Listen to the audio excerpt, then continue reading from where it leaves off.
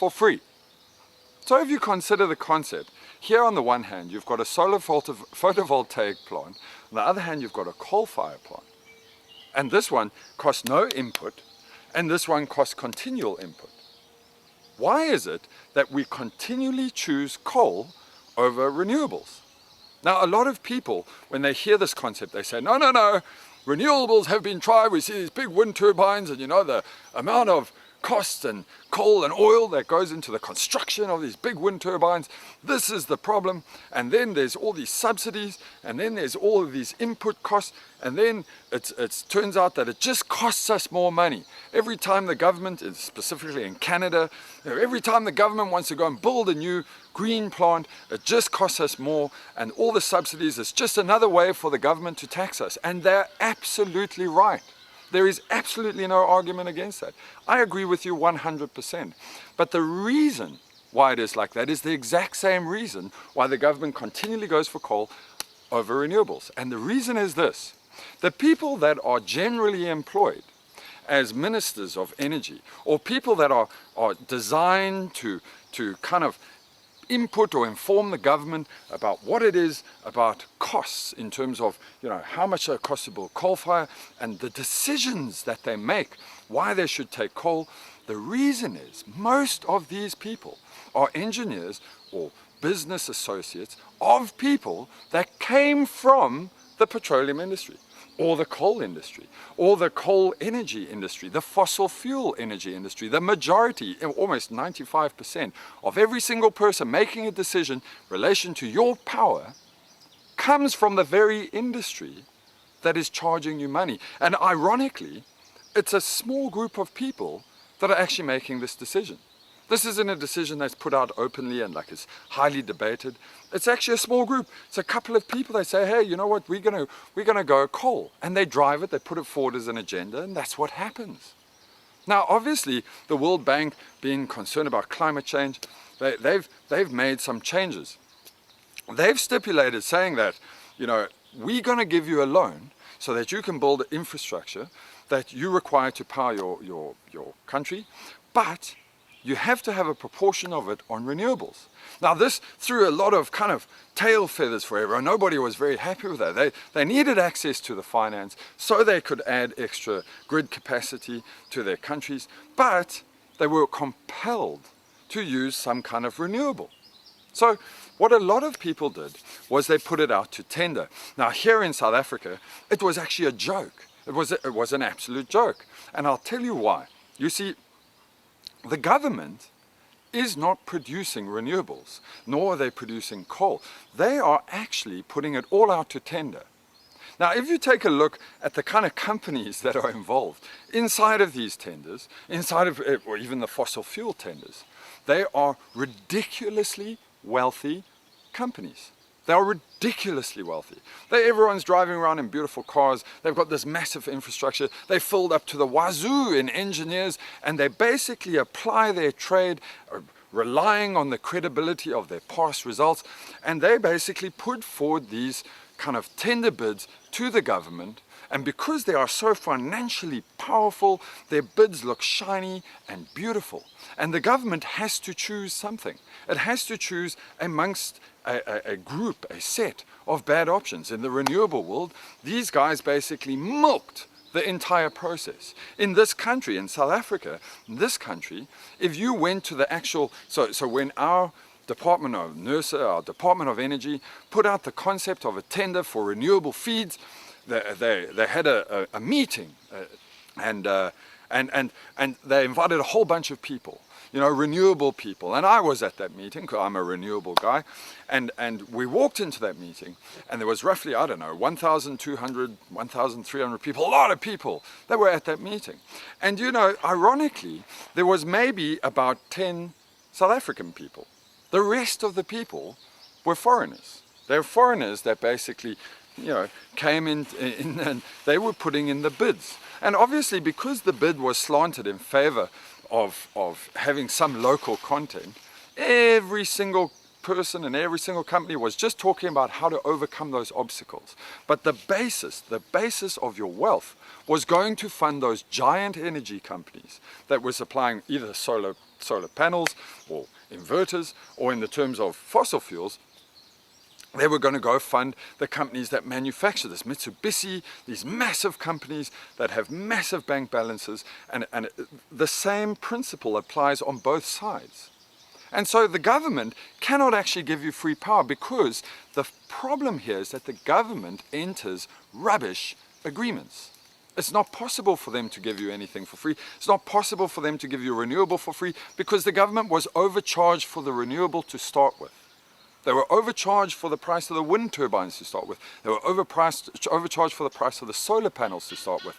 And so what happens is the government ends up doing a subsidy, and that subsidy rolls out in your bill. And that's why most people, a lot of people, have the concept that solar power is expensive. But it isn't. It's just because the government entered bad agreements on your behalf. And likewise, with the petroleum industry or fossil fuel kind of derived power base, those people that are sitting in positions actually only want fossil fuel or nuclear power base. That's all they actually want. But they have to do this portion, as I said. But the fact is, they're getting as ripped off as anyone else. You see what happened in the UK recently, where there was some monster loan that was being given to the UK by France in order to power these monster nuclear kind of power stations, and the deal just was so big, was so vast, that nobody wanted to sign it. In fact, it's been taken to court and the whole process has been thrown out. Here in South Africa, we were offered, Russia came forward and said, hey, listen, we'll build your power stations, but you're going to owe us $1 trillion. $1 trillion. Now, this is a poor country. I mean, we don't have a lot of money to start with, and yet we're going to indebt ourselves for $1 trillion for what? For what? For nuclear power? And it's going to be overpriced. It's going to be slow in delivery, like 20 years. It's going to have the byproduct of nuclear waste. It's going to have a problem where it has to actually mine for uranium in order to feed it. And so here we are sitting in a situation where, in a way, the people that are making decisions based around your power, your income, are actually a hung jury. They're hung. They are in a way so in bed with the traditional status quo that they refuse to look for anything else. They refuse to even consider anything else. And yet, in the back of your mind, you have to remember that every hour the sun is producing more power than we are ever able to even harness, that we're even able to use.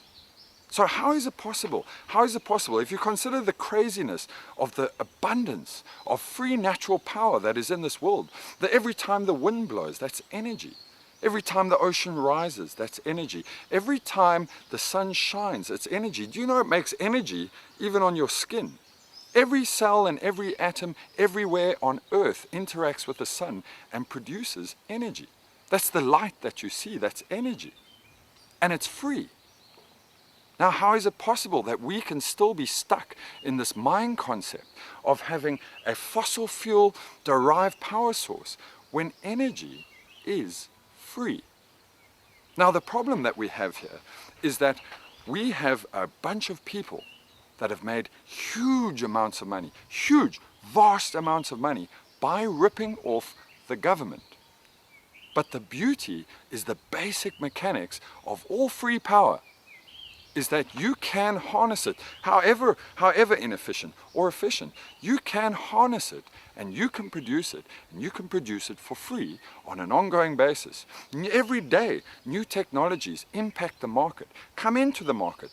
There was a time that we could only harness energy from daytime hours. Now they've changed that they've got solar PV modules that are able to harness not only from daytime hours, but also from infrared bands, meaning that it's picking up heat movement and able to generate power like that. There was a time that we could only store energy in lead acid battery cells, and then it jumped up and it went to gel and AGM as a new type of electrolyte in that cell. And now it did a bigger jump and it's just gone to supercapacitors. Supercapacitors that will run for 41 years, and it's not expensive. It's cheap. It's cheap.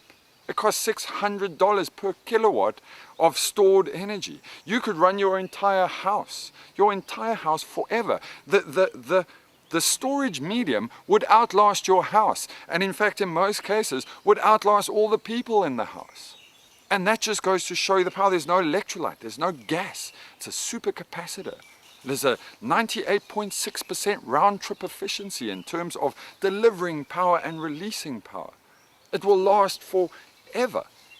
And these technologies are here, they're in our hands. Another concept which has been proposed forward is a heat cell. Now, so what happens is, and I mean no offense to engineers or people that may be watching this, but engineers over-engineer things. That's what they do. They over-engineer things to the extent that it is so over-engineered that it becomes a complex something. I remember when I first started out about 15, 16 years ago in the renewable energy industry, everything was so complex. It was so complex. And every time you spoke to an engineer about it, it would all be dressed up like this really hard concept. You know, and then you've got to understand the P phase and the N phase of the solar cell. And it all turned out to basically be rubbish. It's a basic fact. Sunlight hits cell, releases electron. Electron collects on a P phase. It's a simple, truthful, mechanical process, and it's happening every minute. And so by putting out a set of PV, and by no longer paying ridiculous prices or listening to the rubbish that you hear about, this solar panel is by far better than this solar panel, it's meaningless. It's meaningless. The efficiency difference between two solar cells, or the heat tolerance between two solar cells, is pathetically small. It's really, really tiny. And yes, there are better solar panels that have better kind of efficiency, but the reality is the difference is so small, it's almost irrelevant to a person who's just trying to get by, just putting power up on his roof. He's just trying to make power for himself. It's irrelevant. You can actually make power from almost anything. And so, I don't want to bore you, I don't want to go on too long about this, but the reality is that there is a hung jury that is making power decisions on your behalf. It is possible for you to have free power. It is possible for the world to have free power. A solar PV plant laid out the size of a 4,800 megawatt coal-fired plant will pay for itself 4.2 years.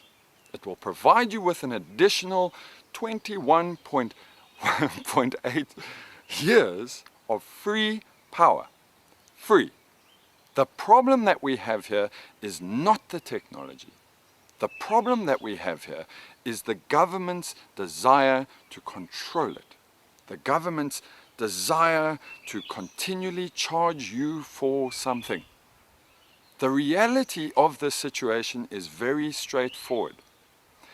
If you put up, or the government stops giving away monster tenders to these ridiculously wealthy companies, starts producing the solar cells themselves, the kind of supercapacitors themselves, the wind turbines themselves, stop outsourcing it.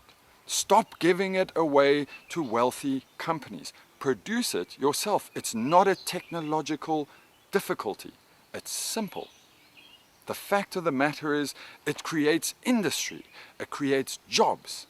People need to go and work assembling solar systems, assembling wind turbines, assembling concentrated solar PV plants. They need work, and there is work available if the government stops outsourcing it. And at the end of the day, the second big shift in logic that has to happen is this. The government needs to stop thinking that for a lot, like here in Cape Town, the local government launched an initiative called net metering, meaning you put up solar PV up on your roof and they pay you, and it's only really useful for large commercial kind of solar plants. For a guy putting up solar panels on his roof, financially it's not viable at all. In fact, it'll cost you money. And the reason why the government, and in this case the municipality, still wants to cling to it is because they make a lot of money out of it. They make a lot of money out of it. And the reality of the situation is that they've got to give up that concept. They've got to stop with that concept of needing to make money out of everything that they give us. They need to free up the grid. The grid needs to be free. People that put power onto the grid need to put in power that offsets their bill and nothing else. No more talk about rebates. It needs to be obviously a stable system. You can't have, and it needs to have safety for the people that are working. Those are basics. But they've got to give up on the concept of charging you. If I produce power on my roof, and that roof, and I use this much power from, say, X grid, it needs to be offset. Needs to be offset. They've got to free the concept of the grid. They've got to free it. And on top of it, they've got to start to create industry that's driven by renewables and get away from the concept of fossil fuels, because mathematically speaking, it is not possible that a fossil fuel derived source of power can ever be cheaper than a renewable power source. The same goes, sorry, my apologies. Same goes for nuclear. It is impossible for anybody to even, in their right mind, to even consider that nuclear energy is somehow, cheaper than a free power source.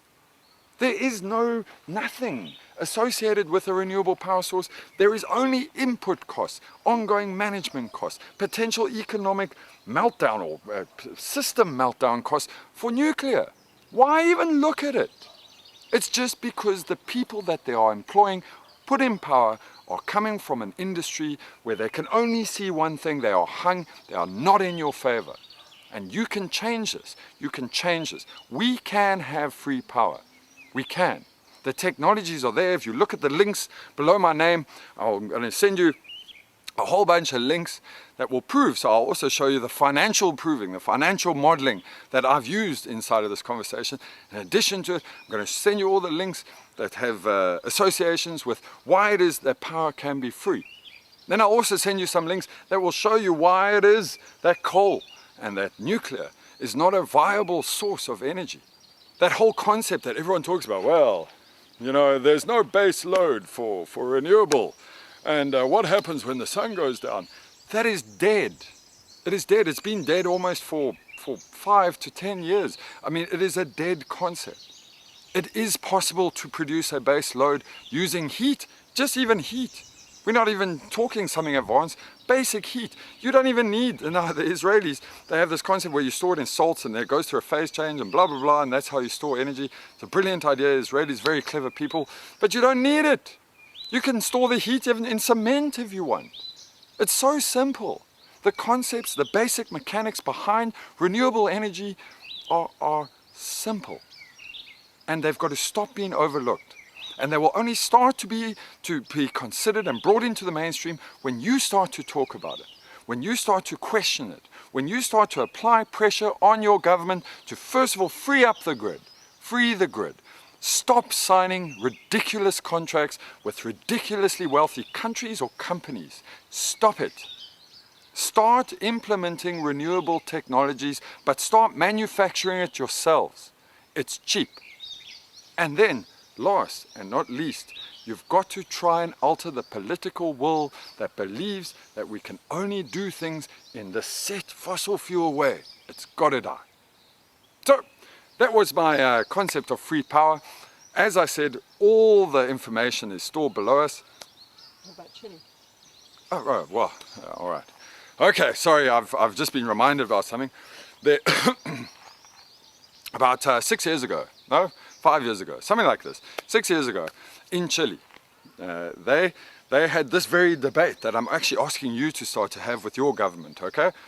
They had this debate relating to should they go nuclear, should they go coal fire. They had a big energy problem, energy costs were dramatically high, and so what they did was, for some obscure reason, somebody with some intelligence inside of Chile said, hey, you know what, we're going to go renewable. And so they started building these solar PV power plants. And the data is a bit old in my head, but they rolled out with, a couple of 2 megs, and then they jumped it up to 100 megs, and they started building up these massive plants.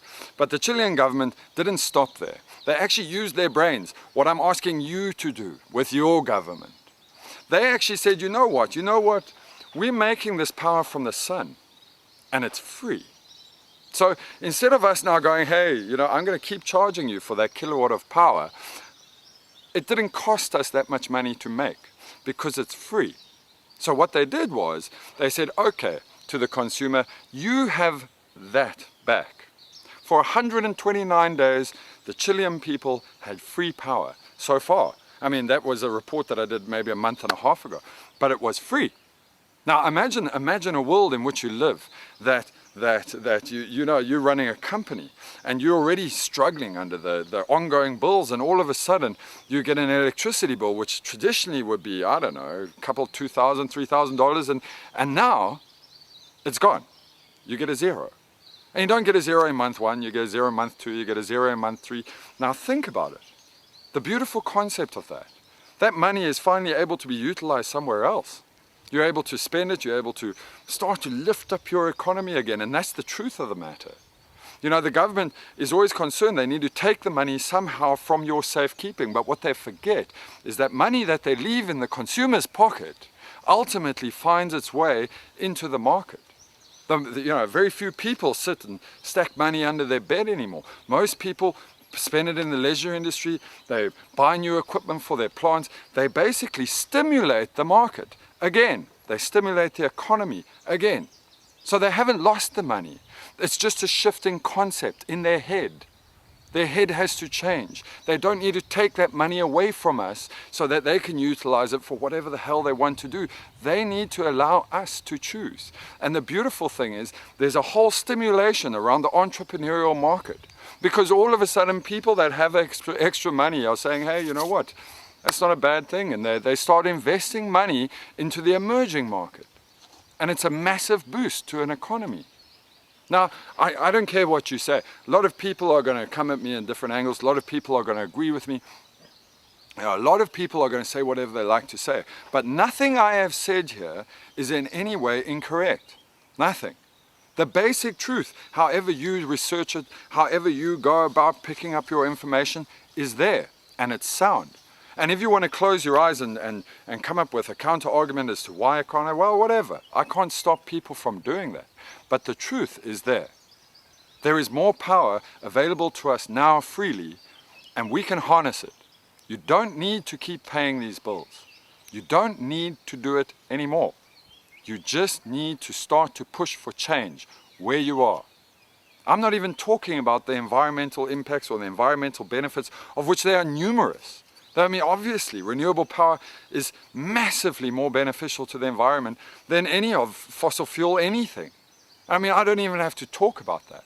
What I am talking about is you keeping your money and the government changing its mind and basically re-stimulating the economy through an application of sense. I want to thank you for your time. I want to thank you on this beautiful day, and I hope you're having a beautiful day wherever you are. Remember, all the links are below me down here somewhere. I don't know if you can even see my hands, but I hope you have a great day. I'm going to have a great day, and thank you and goodbye.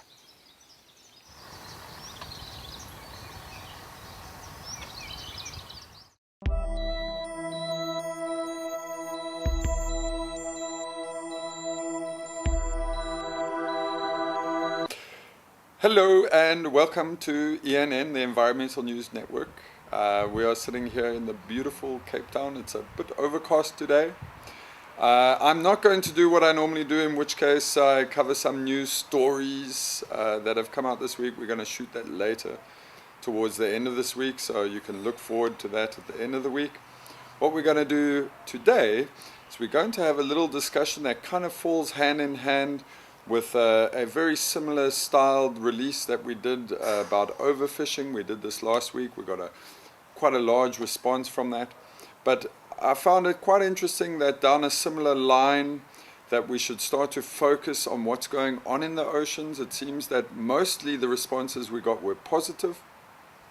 But I also seem to think that science being what it is, you get a lot of scientists that are focusing on various different areas or branches of science, and they don't seem to unify them. You know, science is a very focused kind of concept. You'll have one scientist that is working on whatever quantum physics or branch of quantum physics, and you've got another scientist working on something else completely, and they very rarely marry together to form a coherent picture.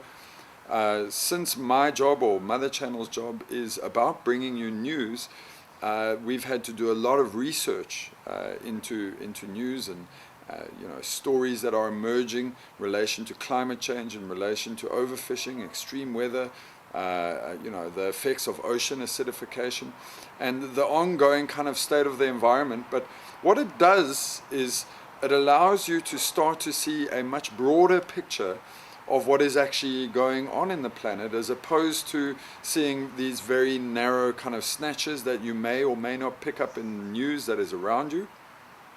So today's kind of story is about microplastics.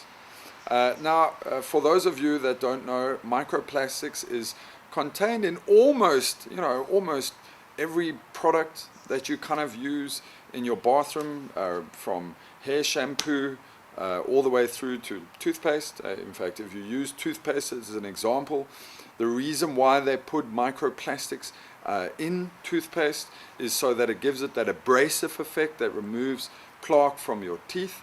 It is an inert substance, it's purely plastic, and in itself it is, it's oil based obviously, but it's not necessarily problematic in and of itself. But what happens is people all around the world, they make use of substances or kind of products that contain microplastics.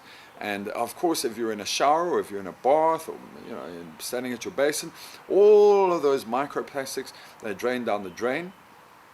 What's supposed to happen is that they should be ultimately, hopefully, picked up down the line. But being micro, two of them can fit in kind of roughly a hair kind of follicle. They're really, really small.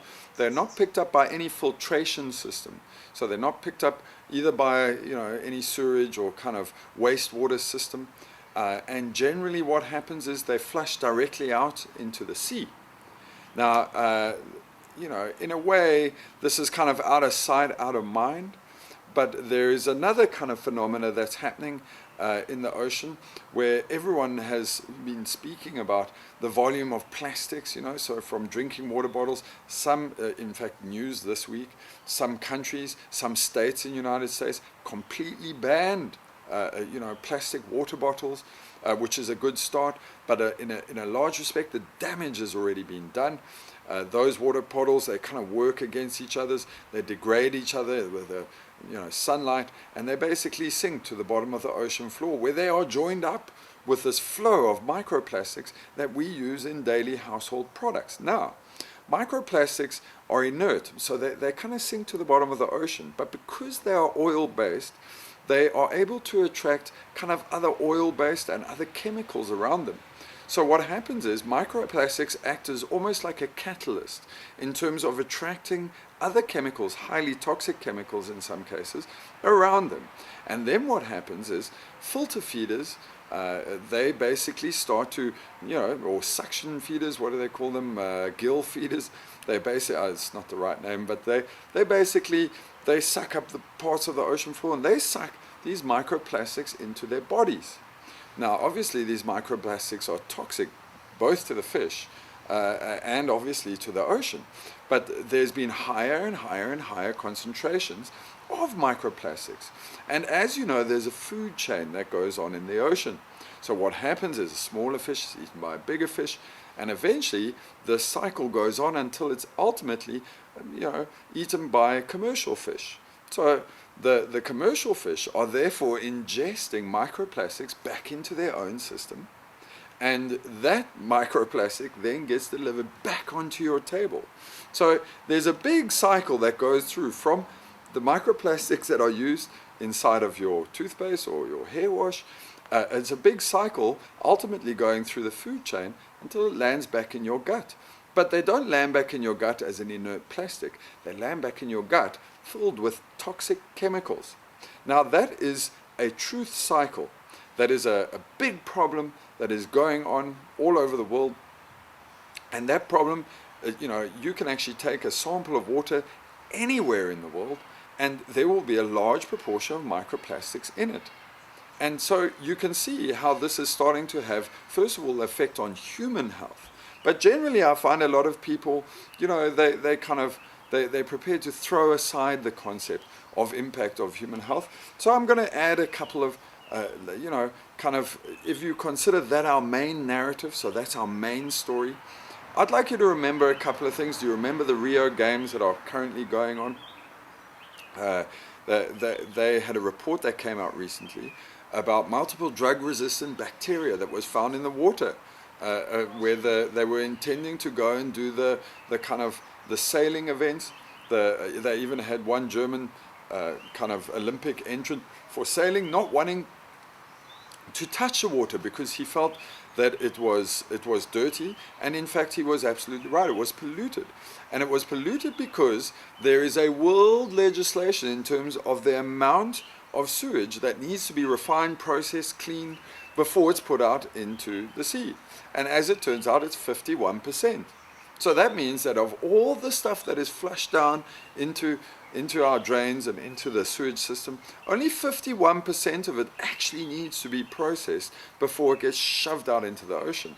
Now, why does bacteria all of a sudden develop some kind of immunity or some kind of response in terms of its toxicity and its ability to infect people? Why does a bacteria go through a gene shift?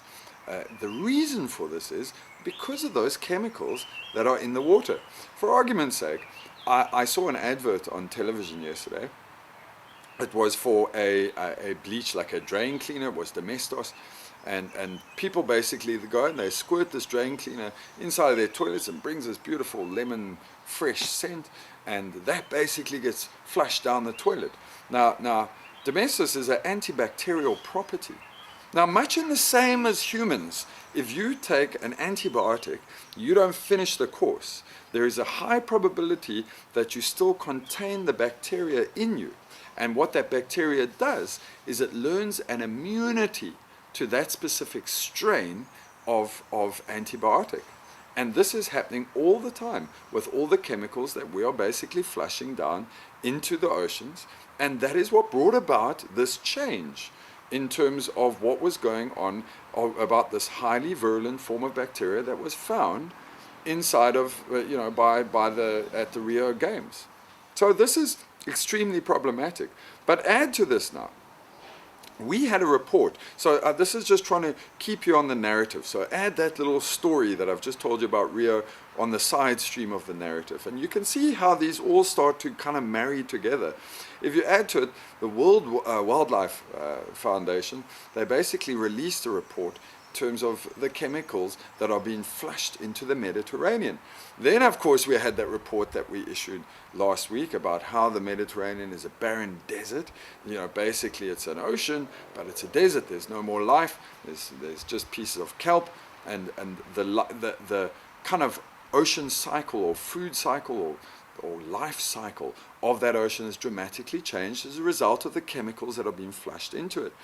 And then the World Wildlife Foundation picked up that there was actually a whole lot of unknown chemicals. These are chemicals that haven't been identified before. They've basically been married together by microplastics in the oceans. So the microplastics were actually causing different bonds to join inside of different chemicals and form whole new chemicals that nobody actually has any idea what they do. No idea. But we do know that they are likely toxic. They're definitely toxic to fish. You are therefore ingesting those fish. So remember our main narrative, we had the Rio Games, we had the World Wildlife Foundation talking about the chemicals into the sea. Now we've had a discussion about the report that came out previously talking about the volume of chemicals that are in the Mediterranean. And then, of course, there are all those very popular stories about those big floating plastic islands that are basically sitting out in the ocean, slowly corroding, making more and more kind of microplastics as they degrade. But a new study has come out inside of this week that basically has proven that not only does the small larvae and kind of the smaller kind of filter feeders that live in the oceans, not only do they start to eat these microplastics, but they almost have a preference for these microplastics. And they are consuming vast quantities of this.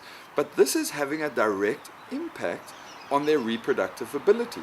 The toxins are so strong in them that there's roughly a 30% reduction in the ability. So if you took a whole segment of larvae, you picked them up and you see how many could reproduce by comparison to how many can reproduce in the current ocean environment, there's been a reduction by up to 30%, and there's been a reduction of almost 50% in terms of their lifespan, which means that those toxins, those chemicals, are having a direct effect, a direct impact on the lifespan of those creatures and naturally on the health of those creatures. So obviously, if you take again a look at the whole narrative, at the impact of all of the chemicals that are flooding into the oceans, the effects that are being picked up by this scientist there in the Mediterranean, this scientist there in the States picking up the impact on larvae, there in Rio, the impact of what's going on in terms of, the new bacterial strains that are found inside of the oceans, it's actually quite crazy. The problem is extremely real. So I posed it to a couple of people yesterday. I said, okay, now listen, here's the problem. I told them pretty much the same story that I've told you. And a lot of it, well, I mainly posed it to women. And generally, there is, in as much as there is a sense of alarm about it, there is also a sense of kind of, well, what can I do? They're not making the products that are using microplastics. They utilize the products that are making, that are obviously have microplastics. And so this is a problem. If you consider that over half of the world's population are female, that gives you roughly, 3.5 billion people. And let's assume that a large proportion of those people are able to shower and have access to kind of modern day shampoos and modern day kind of toothpaste. And if you consider the volume of plastics entering into the ocean, it's huge. Then add to this little report that came out recently in relation to, kind of the farming industry and how much kind of the pesticides and the kind of chemicals that they're spraying all over their crops, and what happens to those, that the chemicals are going off into the waterways and eventually into the rivers, and from the rivers into the seas. You can see that there is almost a permanent chemical runoff coming off the land. And there are very few actual alternatives to it. So what I'd like to do is this. Obviously there are some kind of generalized alternatives to this, but what I'd like to do is this. I'd like to pose whoever is watching this a challenge. I really believe that where you have a problem, you have an opportunity to resolve it. There is a dire need for high-grade, kind of women cleaning products and toothpastes and things that a person uses on a daily basis, but do not contain, destructive chemicals or do not contain microplastics. There is a huge industry awaiting you. For anybody who's watching this that has the entrepreneurial ability to think up these products, bring them to market, we will, on our channel, we'll even advertise them for you.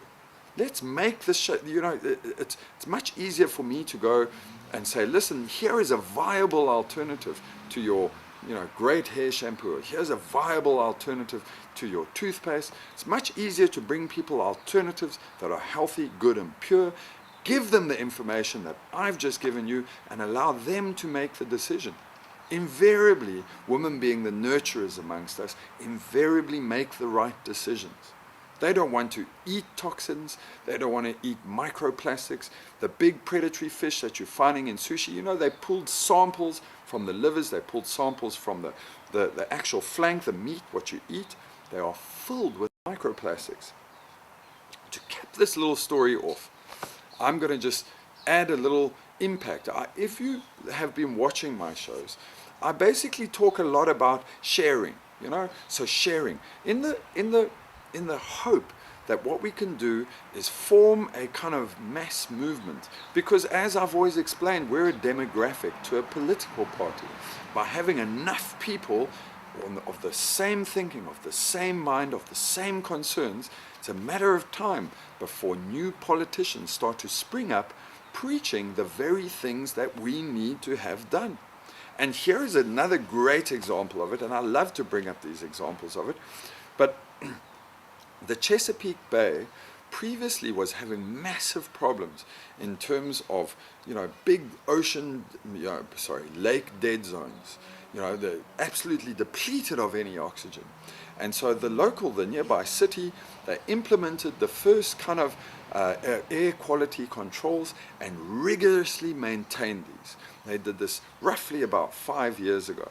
Now, the result has been that, first of all, the atmosphere above the city has completely, almost cleared itself. It's become cleaner, there's less smog, there's less generalized atmospheric pollution. And for the first time in this week, a report came out showing the response that the river was having to it. All the deoxygenated zones that we were seeing, both in the river, both downstream in terms of the bay that it was feeding, they have completely cleared themselves out. The river has higher oxygen content, more balanced nitrogen content, and has started to reform almost, river estuaries. They've started to reform the kind of life forms that would feed off these things. It's become an attractive place to go. Attractive place if you're a fish, that is, but it's become an attractive place to be. And it just goes to show you how adjustments in terms of legislation can start to bring around like immediate results. In this case, it was 5 years. Now, what I've proposed to you is a main narrative, a main story, based around microplastics, the impact that microplastics will have. I've also suggested to you a whole lot of other surrounding stories, because scientists always only focus on single pieces that are all related to this. And if you think about it, you can see the scale of this problem. But you can also see a potential resolution in the form of an opportunity. The person that brings this market something that is good, clean, healthy, does the same job in terms of making your hair smell great, in terms of cleaning your toilet so it's lemon fresh, but without destroying chemicals or nasty chemicals flooding into the ocean. And lastly, as we've already been picking up in our 5-point plan, a shift over to organic farming, for argument's sake, completely rids the flow of chemicals coming off farmlands into the waterways, into the rivers. And if you think about that last story that I had about the impact of coal ash, how it's bringing about arsenic in the various different waterways, and how it's actually being picked up by farmers' boreholes. So the reality is that these are very solvable problems, but not only are they solvable, they also are a great opportunity. And where there's great opportunity, there is great minds behind it to drive it, to make it happen. And so let's make it happen. Let's bring about that change. Let's start to drive the legislation in our areas that what we're talking about is clean air. We're talking about clean waterways. We're talking about clean products that are not destroying our oceans. And we're talking about clean forms of living that are not causing a permanent chemical runoff into our oceans. I hope you enjoyed today. I enjoyed telling you, as I said, going to get a news update at the end of this week where I'll bring you some really cool stories. There's been some really cool stories that have happened inside this week. Some good news, some not so good news. But generally, I think that if you consider what I've been saying, consider where we're going, I think it's time that you share this. Just click on that little share button, share it with the people that you know. Let's make it happen. Thank you so much for watching, and enjoy the rest of your day.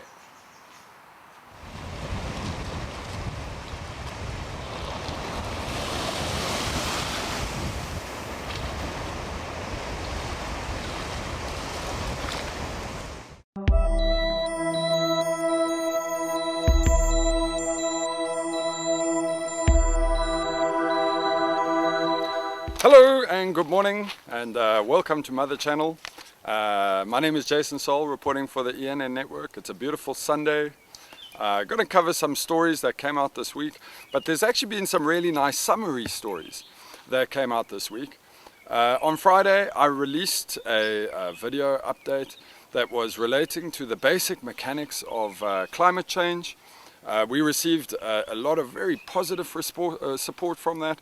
We also received some negative kind of feedback from people that are clearly deniers of climate change, or rather non-believers in the concept of climate change. I tried my best in the previous update to kind of bring them into a state of reality. So I'm going to address today, first of all, some of the news, and maybe you've heard it or maybe you haven't, but I urge you to check it out for yourself.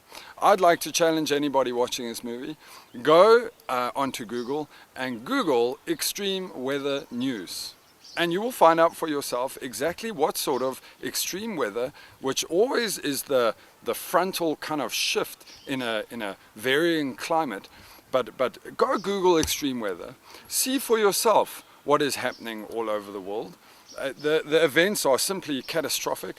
California is in its longest drought that it's ever had, to the point of where, you know, so far 66 million trees have been reported as dying.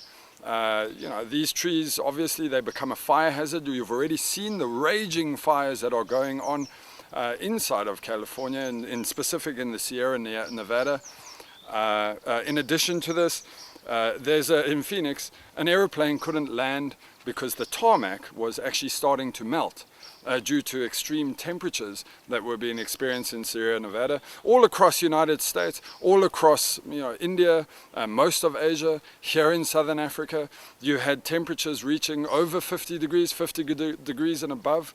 This is, you know, almost a continued kind of problem, month in and month out. In Karachi in Pakistan, they're experiencing such water shortages that the intensity of what's going on there is actually forced for the first emergence of what we're going to call climate refugees. These are people that are fleeing a certain area because the climate has shifted so dramatically for so long that they are no longer able to exist in a previously known area of existing, in this case Karachi, Pakistan. They're saying that it's applying massive political pressure, it's applying massive human misery. In Ethiopia, they're back to having one of the longest droughts they've ever had in 50 years. This is also implied in terms of famine. The tornado season is just warming up in the United States, but for the first time China starts experiencing tornadoes. Tornadoes are being experiencing earlier and earlier, almost year on year, every single month, for the last year and a half, a new climate record has been broken almost everywhere in the world. Most of Europe has been experiencing flood after flood after flood. It's becoming like the new normal.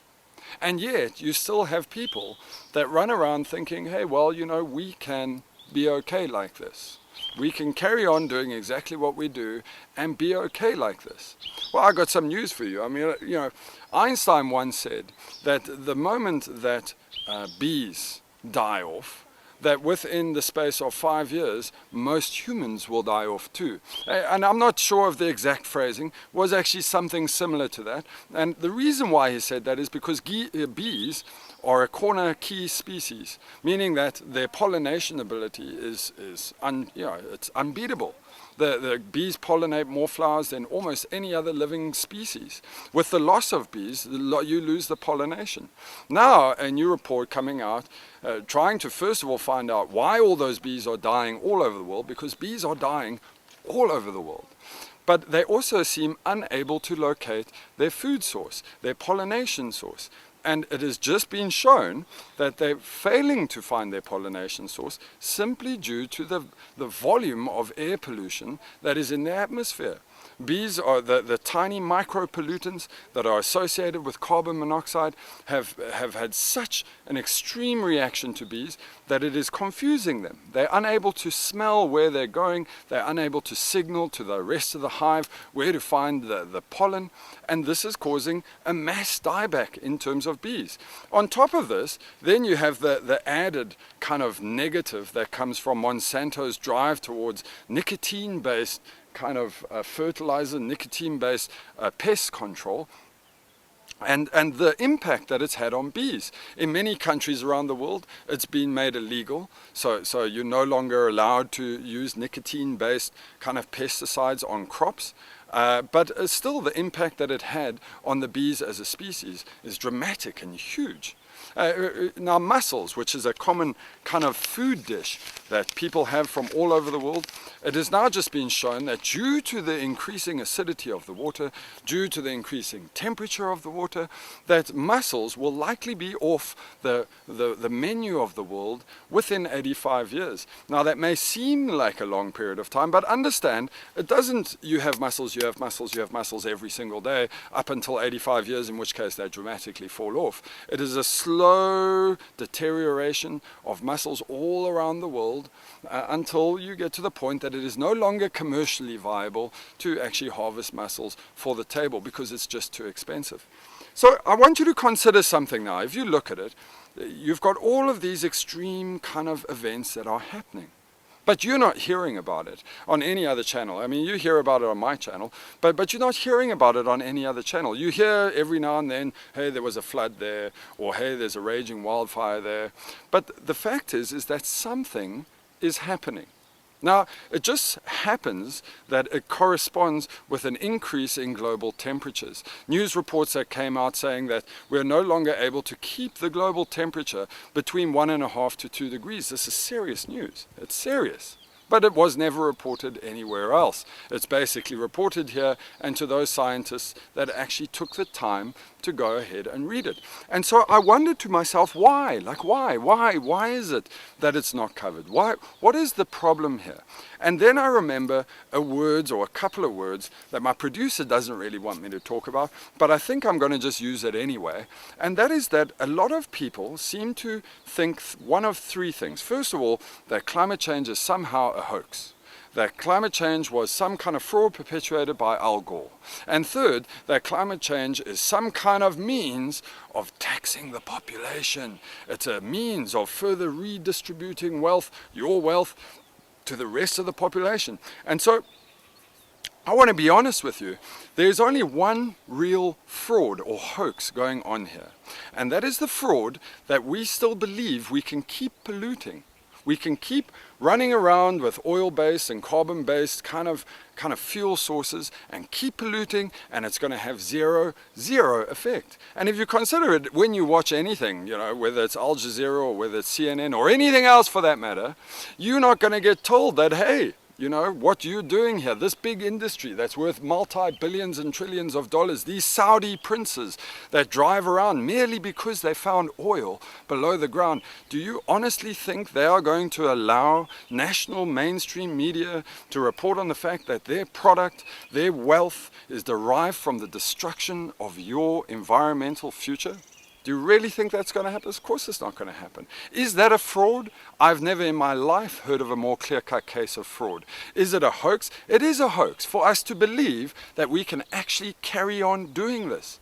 We cannot carry on doing this. We cannot carry on destroying the planet and thinking there is, you know, absolutely zero effect that is going to happen to us. Because it is definitely going to happen. And if you just start Googling, spend a bit of time actually researching before trolling people that actually have been researching, go out and find out for yourself. Read it up for yourself. We're not making it up here. We are merely reporting on it because nobody else seems capable of doing it. Now, another concept that I've also been thinking about is that a lot of people seem kind of afraid of the idea of what it means to be environmentally sane. And this will address that final point that I made in terms of whether or not it's some kind of wealth redistribution program or some kind of hoax perpetuated by the government to further tax you further. I'm going to give you a picture of what the world could potentially be. Okay? And it's you know, for some of you it's going to be like, oh no, it's a hoax. It's not a hoax. The world is actually not a bad place. People seem to have the concept that somehow, merely because we want things to be done environmentally, that your world is going to change. You've got to go put feathers and shells in your hair, and that everyone's got to go get bongo drums, and they've got to go sit and watch the sun go down while chanting and playing their bongo drums on the beach. And nothing can be further from the truth. What we are referring to here is a variation in the way that business is done. A variation in the way that you are done. You see, my concept for you is very difficult for a lot of very ignorant people to swallow. It's very difficult. And there's a lot of ignorant people out there that would prefer to believe really lame concepts. So I realized quite some time ago, almost 14 years ago, that it was impossible for me to change their minds. Ignorance is bliss in the truest sense of the word. They will run around blissfully denying everything, but the fact of the matter is that they're flawed, they're wrong. And I don't have to change their mind, and neither do you when you talk to them. The reality of what we're trying to do here is about changing the environment around people and not trying to change the person. And what does that mean? It means this. Let's evaluate business based upon the actual result set of that business. Let's take a company. So for argument's sake, I'm going to talk about coal in this instance, which is it's an easy target. So you've got a guy, he's got a coal mine, or he's gone and found a source where coal maybe can be found, okay? And what he does is he will then go and do all these geographic kind of surveys. He will establish the how big the vein is, and he will go and he will develop a business plan. He'll present that business plan to coal mining companies. The coal mining companies will assess that business plan based upon the viability of the extraction of that coal and the distribution of that coal into the marketplace and the wealth that can be accumulated from that. And for years, they can operate with a business model like this. Is it such a bad, crazy shift of idea? Is it so scary that we expect that a company that's primary business is polluting our atmosphere to have some kind of impact for polluting the atmosphere, for correcting the atmosphere? And as I said to somebody this morning, I said, you know what? It's not about another rubbish tax, that the government's just going to tax you and they're going to take money from these companies and nothing ever happens from it. The government will just put that tax money into their coffers and they'll sit back and give each other raises and have a nice day. It cannot be in that model. It has to be in a model in which the actual result sets of that company, the funds that come from that company, are driven directly towards cleaning up their product. Is that such a bad thing, that a company is actually responsible for the byproduct of their product? Is it such a bad thing that a company evaluates the viability of a business based on the ability to destroy the environment for not only them, but the entire world population around them? Is that so bad? Is it so difficult to do? Take a look at electricity. A lot of people they spoke about things, oh no, the whole green movement is really just about taxing us further so that they can build up these power stations and these renewable stations and increase the cost of our electricity to offset the money that they've spent on renewable energy. And in a way, they are 100% right. They are 100% right. Most countries, including my own country, are going to do that. They are going to build up these massive solar plants and they're going to keep billing people. You will keep paying. There will be no direct benefit, implied or inferred benefit, that is given to you. Can you pause quick? Okay, so my apologies, we were interrupted. I was talking about electricity.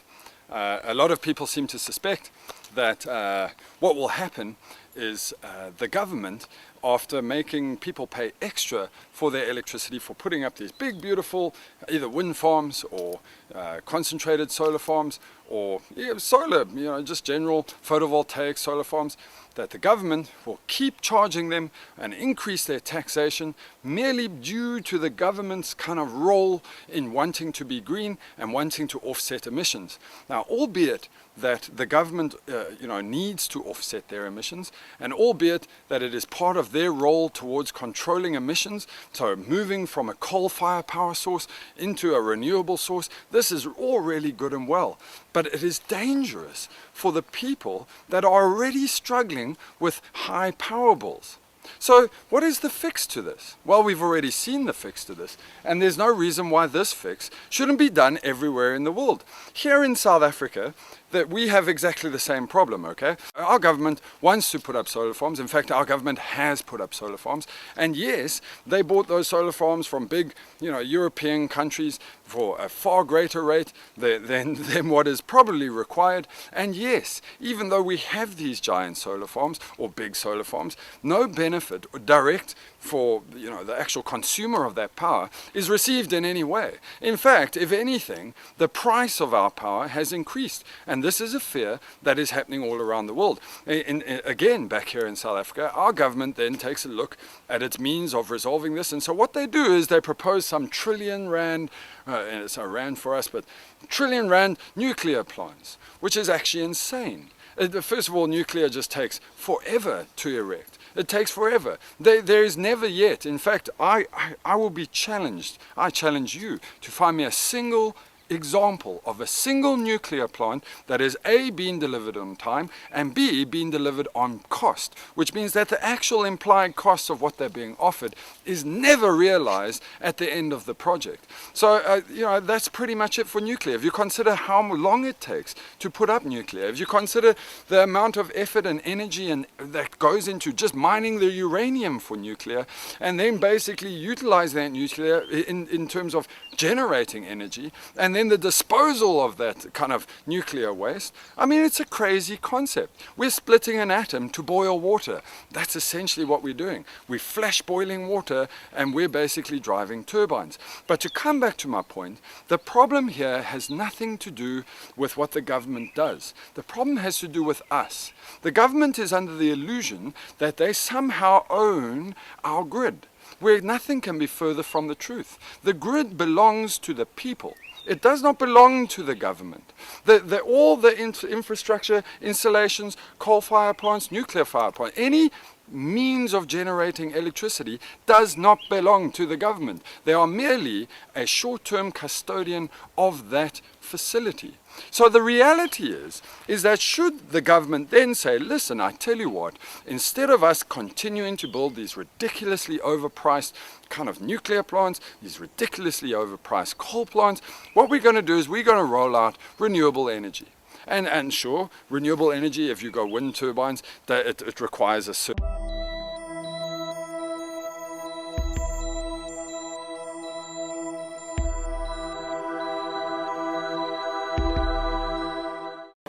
Hello and welcome to the Mother Channel. My name is Jason Soul, and today we are reporting live from the steps of the beautiful Rhodes Memorial in the Mother City, Cape Town. The Mother Channel is the channel that brings you news, live interviews and current events that are happening around the world in terms of the environment, climate change and various other topics that are related to sustainability. One of the reasons why we're filming from here as opposed to our normal locations in the deep south or near the beach or in the beautiful rolling forests is that we're going to go watch a movie called Normal is Over, which is a movie that won numerous awards at the Cannes Film Festival. It's a strikingly good story and well done, well put together. And I urge you, if you have an opportunity, to go check it out, see what you think for yourself, and maybe post some reviews about what you think about it below. We will, of course, add a link below me over here that will tell you a bit about it and give you a little taster of what it's like. The first story, and probably one of the most important stories, is related to the sea levels and the rising of the sea, which has for a long period of time been used by global warming skeptics as an indicator of whether or not global warming is actually happening or not. Now, one of the problems being is they've started recording accurately from space, in this case, sea level rise since 1991. And for a long period of time, there'd only been an annual increase of roughly 3 millimeters per year. And for most of this period, global warming skeptics have used this to their advantage to state that global warming is simply not happening. Take a look at the sea levels. Nothing seems to be showing on the sea levels, and thus the entire concept of climate change or man-made climate change is completely flawed. Further analysis of this information has picked up that in 1991, since the records started, there was a massive volcanic explosion. In fact, one of the largest recorded since 1991, and the output of that volcanic ash actually caused a global sea level decrease. And so as a result, the starting block for this data was it started off on a low level, and thus it made a flaw, an ongoing flaw that was picked up inside of the information going forward. And they expect now that the events, or rather the chemical kind of the atmospheric makeup has started to subside as a result of that volcanic, activity, they expect to see a far more dramatic increase in the level of sea level that is happening at the moment. There has actually been a massive reduction in the amount of food being taken up by, in this case, humpback whales. They are one of the toothed kind of whale species. They go along with killer whales and dolphins, obviously. But humpback whales in specific, as part of their hunting kind of lines, they dive down deep below the ocean. They roll onto their side and they scoop up eels that formed a large proportion of their diet. They can hold their breath for 30 minutes, so it wasn't a big problem for them. But as they started studying, trying to see what would happen, they noticed that as ships were passing, that the whales were no longer able to scoop up the fish. They would actually pull out of their dive, and they've realized that either they're picking up the kind of transoceanic traffic as being a threat to them and pulling out their dive, or they are unable to accurately sense where the ground floor is in order for them to turn it over, scoop up their meal. And this is to a certain extent, whales have in a way adapted to the level of noise that is made by this kind of traffic. But this is the first study that goes to show that our impact upon whale species is actually having a longer term negative effect. It remains to be seen whether this impacts other species, but the study is still ongoing. In Croatia, a series of kind of events that took place that basically increased temperatures around the seas, around the oceans, basically caused the dieback of 10,000 fish. Now, this was a huge problem. Thousands of people flocked to the beaches, and they were stumbled across this insane sight where the whole ocean floor was just filled and filled and filled with thousands and thousands of fish dying. And this was a big problem. Obviously, it was a big smell. The authorities basically stepped in. They stopped people from picking up the fish. Obviously, they're poisonous because they've been sitting out in the sun. As it turns out, the water is too hot, and this hotness has basically caused massive oxygen drops inside of the water, which brought about the demise of fish. And the fish were basically trying to escape these zones of low oxygen, and this is what caused the event. Now, although they say it is a semi-natural event, it has never been recorded on this volume before. They have never seen the number of fish species like this before. Very similar event happened just later this week, but this time in Tanzania. And I think what you're actually starting to see is the impact of greater temperatures on the surface of various lakes, closed bodies, and obviously the ocean, and it's starting to play its role. Fourth story, I brought this up. This was in relation to a release that we did. We were talking about microplastics, but at the same time, we also had a discussion about renewable energy. And I went on and on about how China was playing a big role towards, they had an ambition, the termite mind, that basically once it focuses on getting rid of climate change or getting rid of their emissions, that everything kind of just focuses on that and they start acting upon it. Of interest, China, just almost 2 days after I issued that report, issued their statement basically saying that they intend to have 1/5, 20% of their entire energy requirements completely off-grid by 2030. Now, this is a big undertaking. They intend to do it by wind. At the moment, just to show you the kind of extent that they're doing, at the moment, China is powered 147 megawatts of their supply from wind. Combined, that is larger and more power than what they're doing in the entire area of Europe, the entire area of the United States in terms of wind power. China has also gone ahead and said that this is just the beginning. They're going to try and do more, but adding photovoltaics in their case. And it just goes to show you that when you have a concerted mind driven on the point, getting rid of these harmful emissions caused by coal-fired power stations, nuclear power stations, that you can actually do it, that it is achievable, and not only is it achievable, it's achievable by large economies. We also have to weigh this up with the fact, though, that China basically produces roughly 70% of the world's global emissions in terms of carbon and CO2 emissions and methane, and they cause a lot of damage, but it's a really good step on their behalf, something that they've taken forward, and something that we're really impressed about here on the Mother Channel. Our final story is in relation to an event that came out in the United States, and I find this quite ironic because we did cover microplastics and other chemical pollutants that were entering the waterways. Well, in the United States, a new study that's been done has found that there's a kind of toxin, or rather a chemical called PFAS. You can go Google it. As I said, I'll add the link below us. And what it is industrial chemicals that are used in the washing process, also in the manufacture of various bags, manufacturing of different kind of industrial components, often used as a fire kind of retardant in terms of airports and military bases, etc. And they found that roughly 6 million American people are affected by this phenomena of increased toxins inside of the water, increased chemicals inside the water, and it's having a long-term negative effect, can cause obesity, cause cancer, and obviously have various other genetic effects that can impact upon the populace. And this is just goes hand in hand with that kind of story that we did about microplastics, where we're talking about how we don't really take care of our groundwater, how we don't take care of our waterways, and how the runoff of chemicals is starting to have an impact on people.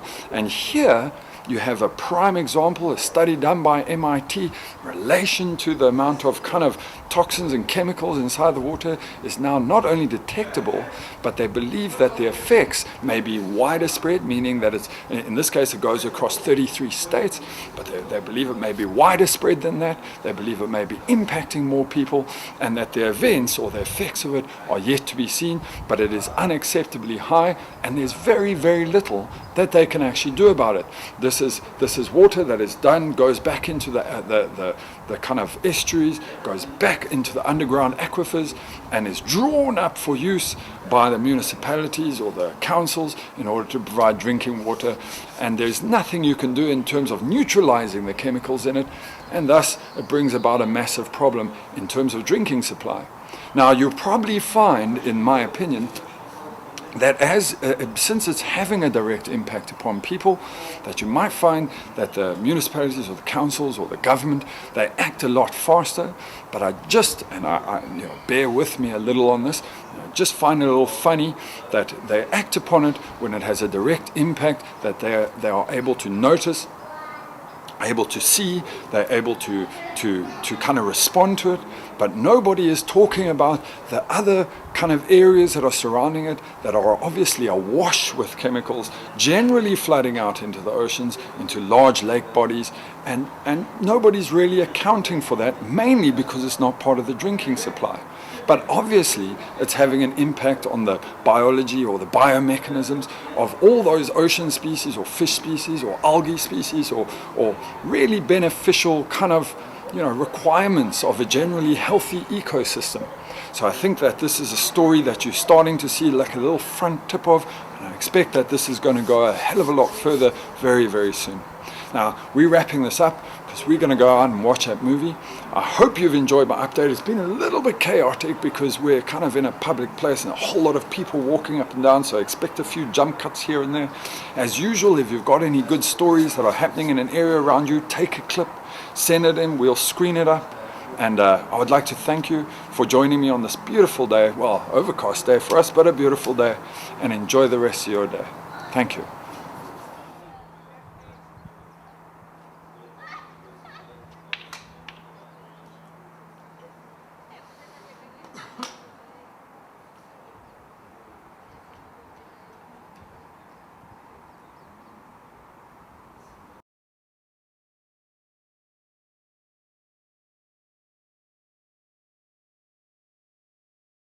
Again, okay. Hello and good morning. Welcome to the ENN Network, Environmental News Network. As usual, we bring you news that actually matters. It's Friday the 20th A beautiful day out here in Cape Town. We're on the lovely deck of Monkey Valley Resort overlooking the Atlantic Ocean. I'm going to summarize a couple of stories just happened in the last 2 days, 3 days, well, since I last kind of spoke to you. And I thought, you know, it's a nice way to kind of round off the weekend. I'm going to start with something lighter, and then I'll get into something a little bit more extreme. So the first thing we're going to do in Africa, malaria is a real problem. And although this is not wholly related to environmental news, in a way it is directly related, bearing in mind the kind of mitigation steps that people are trying to implement to stop malaria. So you may have already heard of certain breeding techniques that people have been doing to basically sterilize males so as to reduce, in terms of the Anopheles mosquito, which is a malaria carrying mosquito. But they attempt to do genetically modify it so as to only make sterile males and therefore, you know, destroy the malaria concentration in certain areas. But in general, this is quite an expensive program, and albeit that there's a lot of money moving into it, there was an amazing little discovery, and not really even a discovery, just an amazing, innovative idea that came out of Burundi recently, which is in East Africa. Basically what they've done is they've made a bar of soap, and in this bar of soap they use shea butter, lemongrass and African marigold, amongst a couple of other kind of naturally found ingredients that are abundant in Burkina Faso. And they've made a soap that all Africans, in fact all people that are in malaria areas, if you can count on one thing, they've all got soap in their houses, and they wash themselves generally every evening. So what these guys have done is made a natural repellent for mosquitoes. But they took it a step further. They realized that once a person has washed themselves with the soap, they were concerned that the soap was going to come off. So they went seriously advanced. They made a micro capsules that are in the soap that are 100 to 150 micrometers. These are so small that they'll actually fit into the pores of your skin, and they slowly release over the course of 6 to 8 hours, which protects you in the dangerous periods of the day when mosquitoes generally, you know, have an impact. Their planning is to make it really cheap, to replace all soaps and basically get a good product out there. And that kind of innovative thinking is exactly the way we need to go. They've taken natural products, no weird advanced science, just natural products known to repel mosquitoes, turned it into a product that everybody uses, and it's a great idea. So hats off to the guys in Burkina Faso.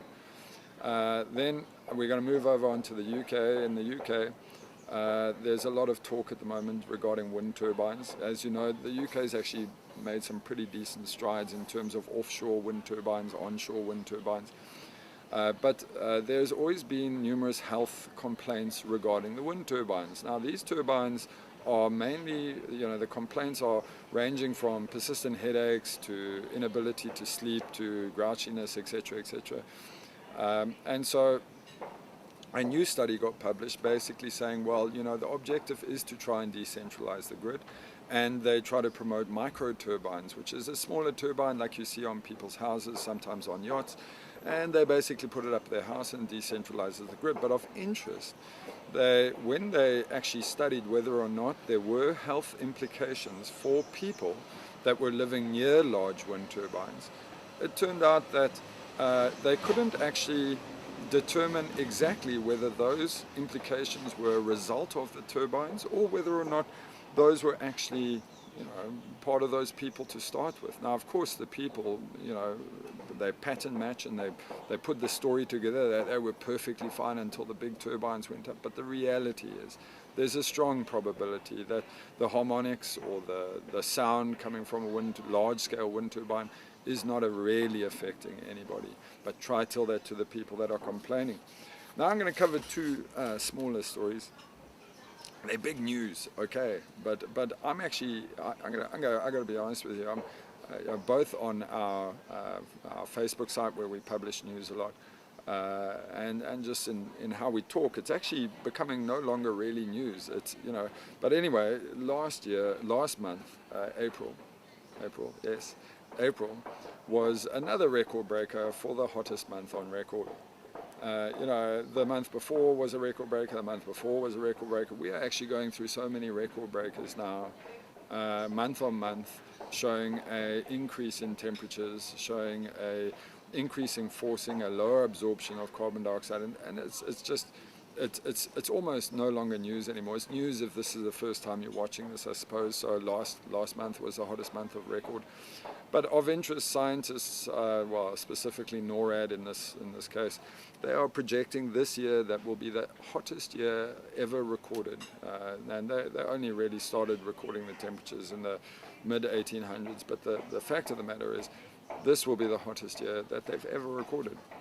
Now, in part, they're saying, look, a lot of it comes from El Nino, and they expect it to improve when La Nina, the little sister or the brother, my Spanish is not that good, but when that starts next year, which is projected to start next year. But the net result is, they say, even removing the El Nino effects, we are currently sitting at over 400, if I remember correctly, it was 407 parts per million of carbon dioxide to the atmosphere. A large proportion, as I said, due to El Nino.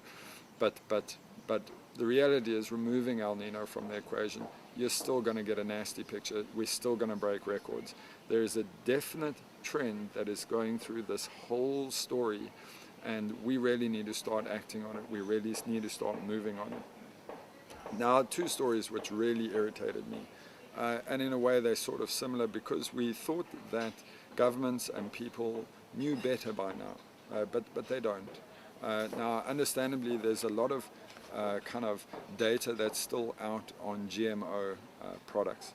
There's, you know, there's a large proportion of the population, in fact myself, that no longer really believes that GMOs are necessarily healthy. It's already been established that that there is no direct benefit to the farmer in terms of yields of crop. So the sense of growing GMOs only has a value in terms of having some resistance, but there's a spin-off to that resistance in that the weeds that are you know, associated with farming have actually also developed or modified themselves so that they're now super weeds, they're almost super immune. But nevertheless, two kind of pieces of information came out about GMO. The one was released by the National Academy of Sciences, which was funded by the United States Congress. And they, of course, they were, even though they said, look, they can't find anything wrong with GMOs, the guys that actually wrote the report were quite smart, because they set up multiple disclaimers in the report. They basically said what they did look for, and in addition to what they did look for, that they couldn't find any impacts which we believe are happening, and most people believe are happening, to the human body. Then you've also got to remember, and the way I released this on our Facebook site was that Monsanto is a large funder of Congress. I mean, it's a giant funder of Congress, okay? You know, the United States, obviously, I don't think they will ever release a report that is negative to Monsanto, considering that's where Monsanto came from.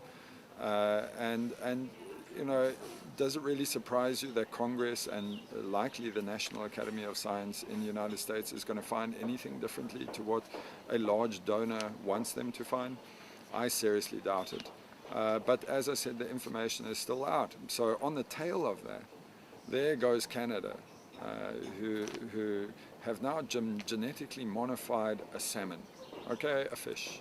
And they, if I remember the name correctly, it was called the aqueous salmon, or the adventure salmon, or some insane name for a salmon. Now, of course, the Canadian government said, hey, look, we find that this is nutritious and this is helpful, but obviously they have to justify their decision. But what they always forget, as most politicians do that are getting funded by people, is they always forget, first of all, no definitive studies have been done on the effects of a GMO or genetically modified salmon. Second of all, even assuming that genetically modified salmon was okay, that should that genetically modified salmon escape to the wild, which is an extreme probability bearing in mind where you're actually farming these things, what happens then? What happens when it crosses with another natural species of salmon? What are the end results? What are the implications that happens? Genetic weakness, more cancer. You know, at the end of the day, we're playing with something that we really have no idea about.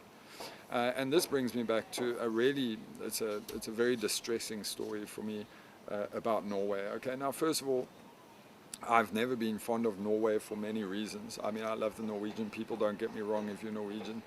But first of all, that whole thing where they go and slaughter the dolphins, I mean, that's just wrong. I'm sorry, it's disgusting. And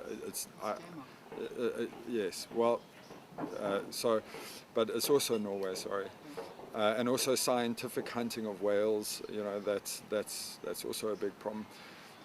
But if you consider that Norway of late, I think, is one of the only countries that has paid its bills in terms of it's got zero debt.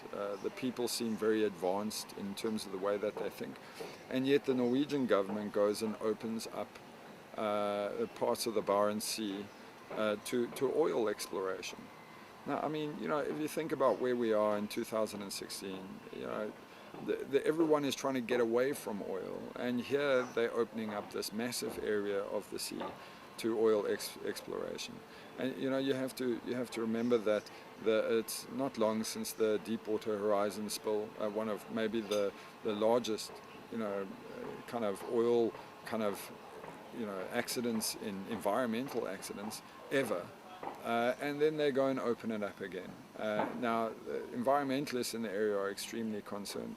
You know, the area that they want to go into is previously, you know, a pristine piece of ocean.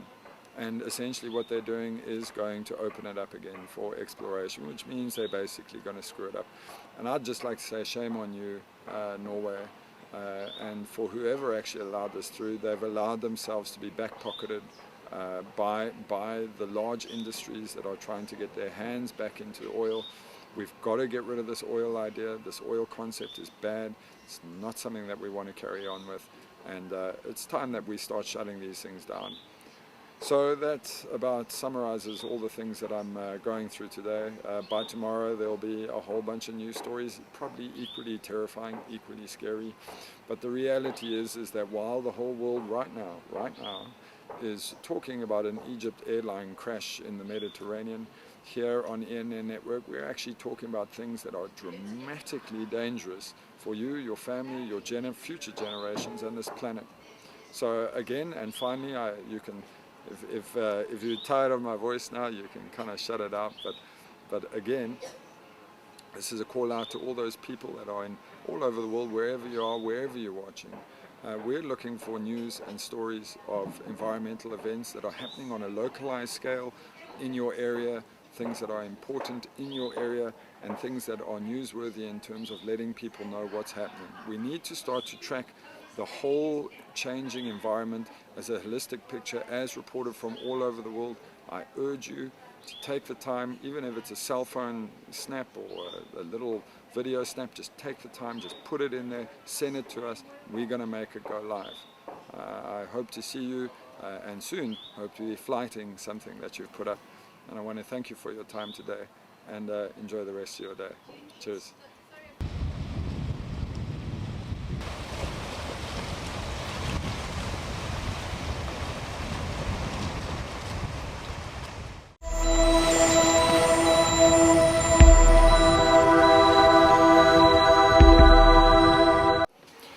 Hello and welcome to the Mother Channel. My name is Jason Soul. I'm reporting on behalf of the Environmental News Network. The date today is the 30th of June 2016, a date that you are going to remember.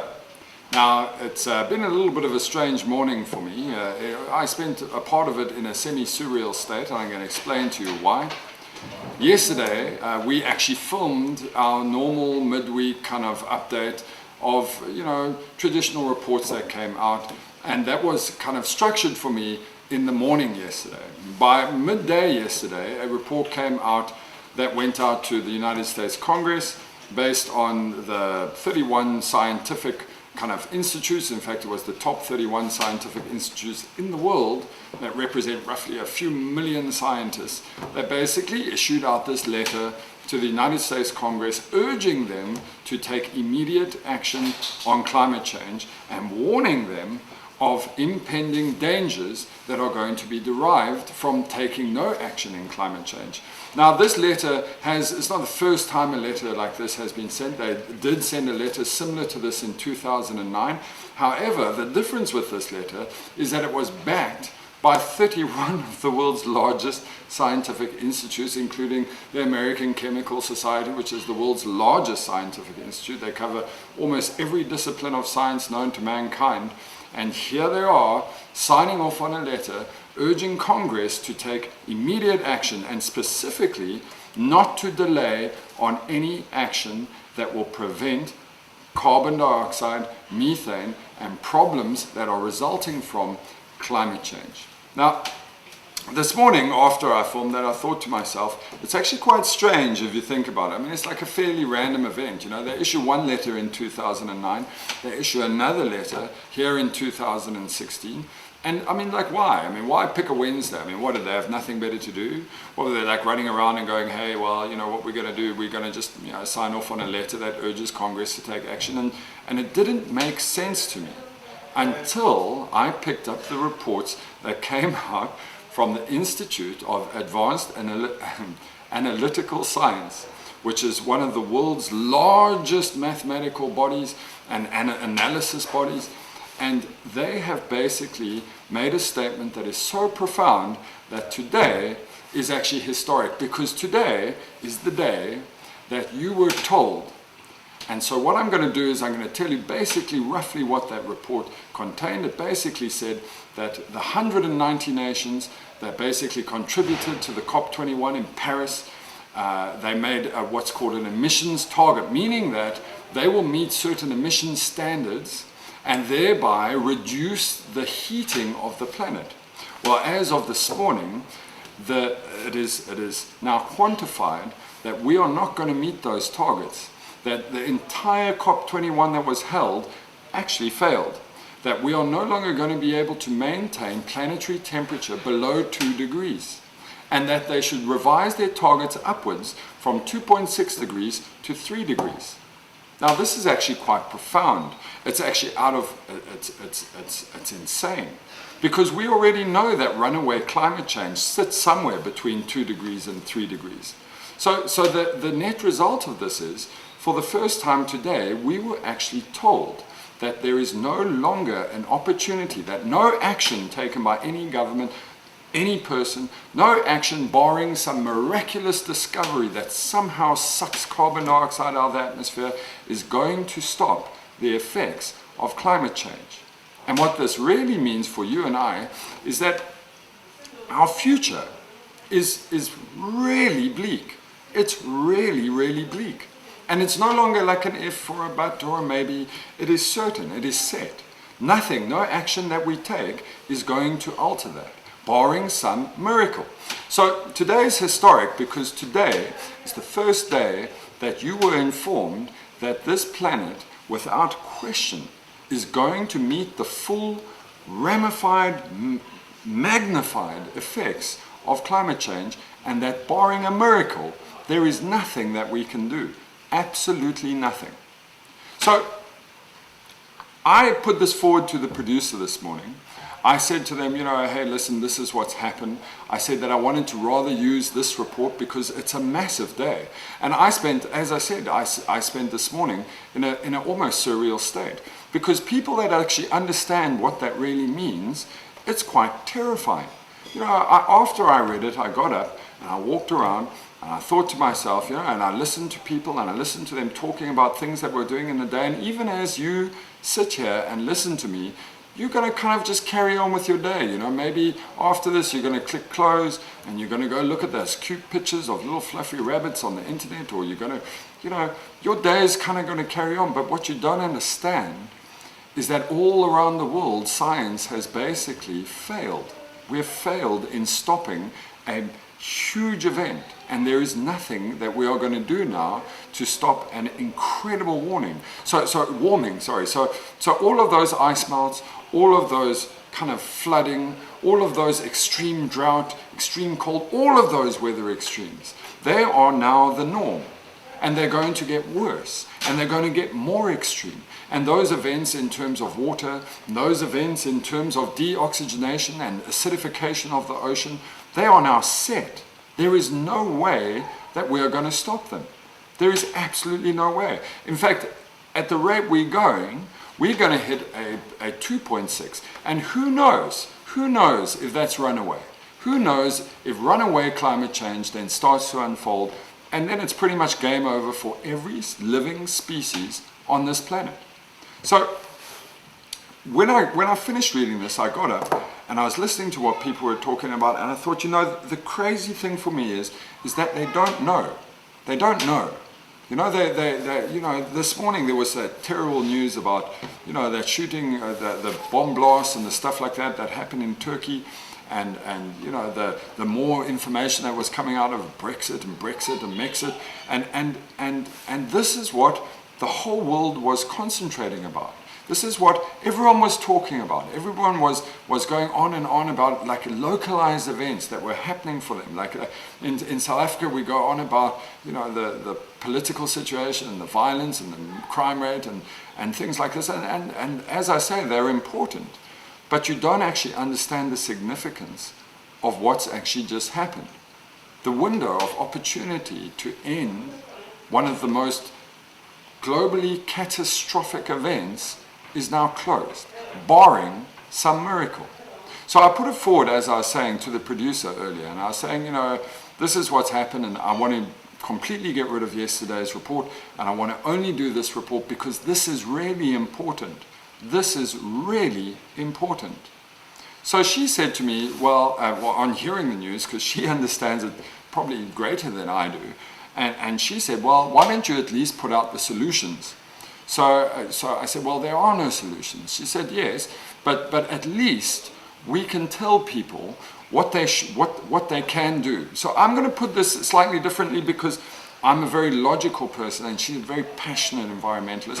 So if you look at the top bar of the Mother Channel, you will see that there is a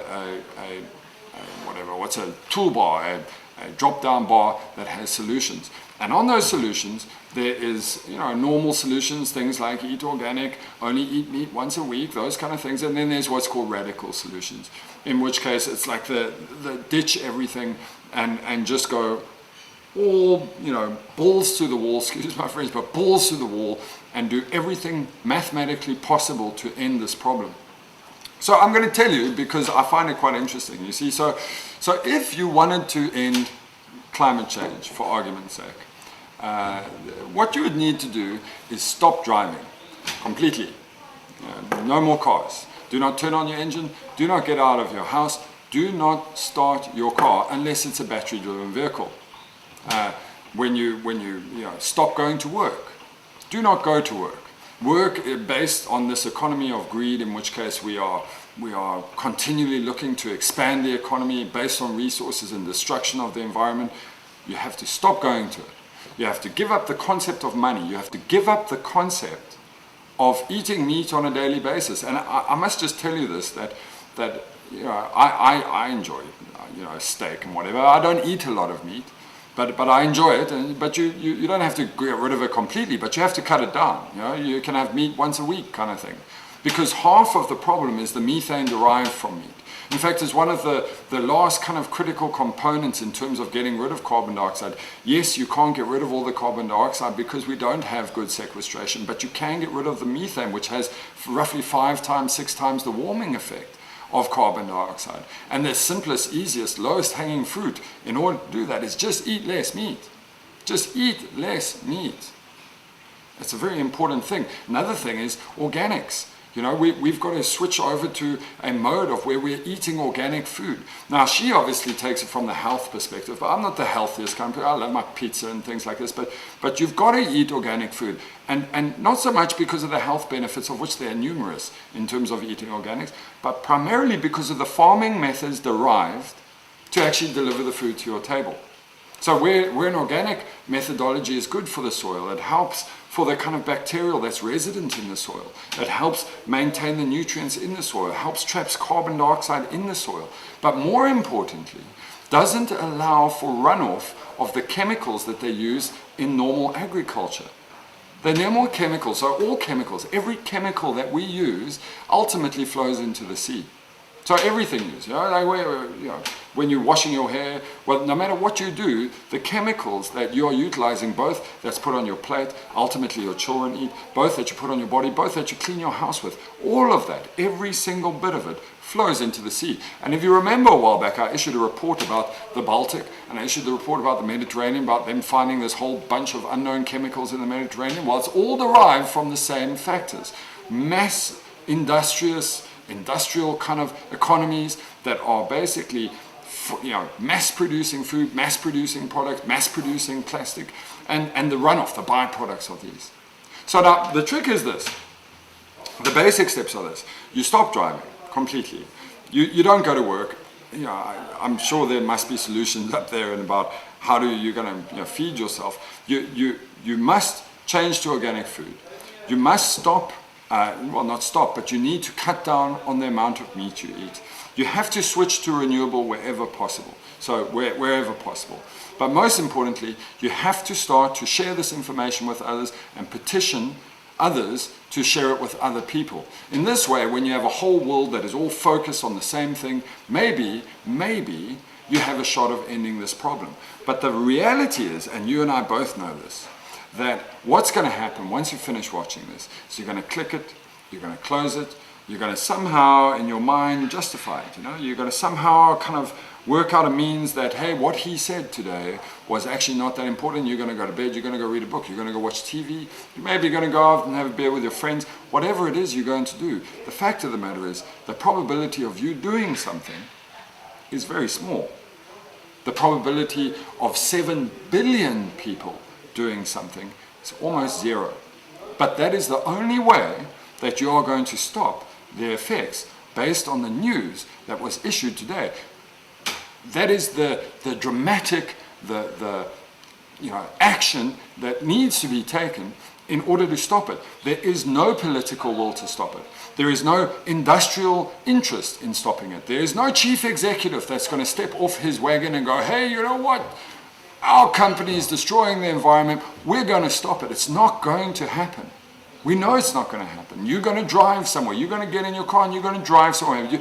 The infrastructure that will support a sustainable world is not yet in place. Those companies that are currently destroying the environment, they could switch over to producing infrastructure that will support the world. We can still live a normal life. We do not have to have tree huggers running everywhere with feathers in our hair and shells hanging off our earrings and going kumbaya for every full moon. It doesn't need to be like that. But I am telling you right now that unless something dramatic happens, the effects of what happens to a 2.6 degree warmer planet is unstoppable.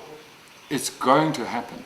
And it's going to be so dramatic. All those movies that you've seen about like End of Days, where they've got like these massive waves coming through. The only drawback about those massive waves is because they picture the destruction in a short pace of time.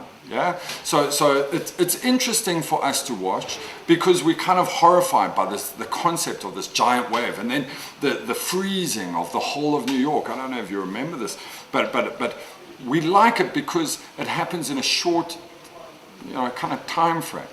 But the environment, in truth, the planet doesn't actually work like that.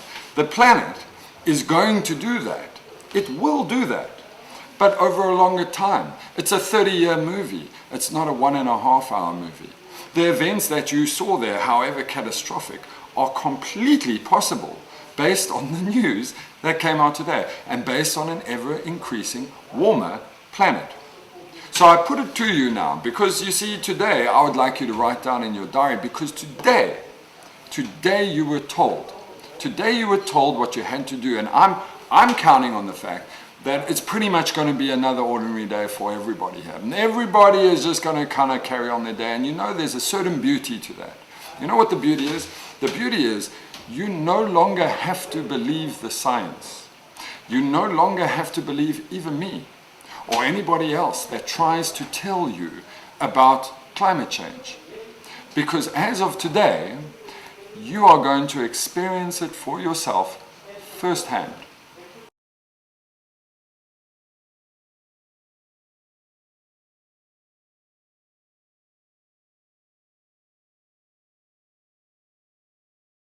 Hello and welcome to the Environmental News Network. We are filming from the lovely Constantia Valley with helicopters flying overhead, birds tweeting all around us, and I am basically going to cover some information that is deemed extremely important in terms of the environment, and it is actually extremely important. I mean, it's actually crazy important, but you sitting there in your house may or may not be aware of this. But it is actually so important that we've gone out of our way just to reiterate certain points of this. So the story actually starts a long time ago, but the part that I'm going to start with is the Great Barrier Reef, which was the first kind of point that it started becoming to everyone's attention. As some of you may or may not have heard, the Great Barrier Reef has been in slow decline over a period of time, and what is known as coral bleaching, which is basically this beautiful, lovely, luscious coral. It basically bleaches into this dull gray or dull white kind of shade due to lack of nutrients and ocean acidification. So a report was released roughly about 3 weeks ago, in which it's the most comprehensive study ever done on the reef, which they're saying that roughly 83% of the Great Barrier Reef is now dead. The question is whether or not, well, it's the top surface, remember that. The question is whether or not the Great Barrier Reef will be able to recover from such an event. And it is deemed extremely unlikely that the Great Barrier Reef is going to be able to recover. So as a result of this, people have taken some dramatic steps. They've basically gone and they're looking at doing things that neutralize the pH content of the top surface of the water in an attempt to basically remove the acidification problem that is causing the bleaching on the Great Barrier Reef. The problem really is, though, is that what's happening on the Great Barrier Reef is not a micro problem. So it's not a local problem. The problem that's happening on the Great Barrier Reef is actually a macro problem. And what that means is that there is no action that can be taken by any person in Australia, New Zealand, any of the surrounding islands. There is absolutely nothing that they can do about it, because what you are really witnessing is the impact of the macro event of climate change that is having a direct impact not only on the Great Barrier Reef, but on reefs all around the world. And what that means is that if you start looking at the kind of articles, we've put out much news articles about this, that's been published rather widely, and there is kind of social activists that are trying to start campaigns, save the Great Barrier Reef, save the Great Barrier Reef, all over Facebook, Twitter, and various other groups. But the reality is that there is absolutely nothing that can be done to save the Great Barrier Reef, because it's a macro problem caused by overall climate change. So the thinking behind the Great Barrier Reef, if you understand that it is like the heart of the ocean. I mean, there nowhere else in the world is such a diverse, large kind of place in the ocean found with such a density of life. So in a way, it's like the heart of the ocean. When you and I don't know how old you are, where most of us, a lot of us were born, the Great Barrier Reef was an abundant, beautiful place. And inside of our time, we're actually going to see the death of the heart of the ocean. And, no social activism is going to stop it. The only thing that is going to stop it is if we eventually kind of move away from this idea of climate change. But bearing in mind that 83% of the reef is already dead, the probability of us being able to stop it is almost zero. So then, sorry, I've just been corrected, it was 93% of the reef is dead. That's actually right. So then it brings us to another component. So now take that story and throw that story on one side of your mind, okay? And then it comes to another part of the story. Now they were looking, a study was recently done on what is causing ocean acidification. But while they were studying that, they were looking at oxygen levels inside of the ocean. Now, there is a relationship between the volume of plankton that is present in the water and their ability to sequester carbon dioxide. The ocean, despite what you may have heard, is actually the largest sequesterer of carbon dioxide. And when I say sequester, I mean that it takes in carbon dioxide and releases oxygen. So the ocean is actually the largest, what we call a carbon sink. So it's bigger than the rainforest, bigger than any other arboreal forest, it's bigger than anything that we have done. The ocean actually does most of the work. So most of the oxygen that you're breathing comes from the ocean. I'm going to come to that point in a little bit. I'm just going to explain a bit about the dynamics of what's happening in the ocean. So basically, plankton are responsible for bringing oxygen from the surface of the water, bringing carbon dioxide from the surface of the water, and they harness that as they keep the carbon, they release the oxygen. But because the top surface of the water has been heated, because of the amount of sunlight that is impacting on the ocean, the plankton are no longer able to reach the top surface of the water. And thus, even though they are still filtering some carbon dioxide that is resident, because that's what acidification is, it's an increase in carbon dioxide, it's mainly carbon that they're picking up, and there's less oxygen going around the ocean.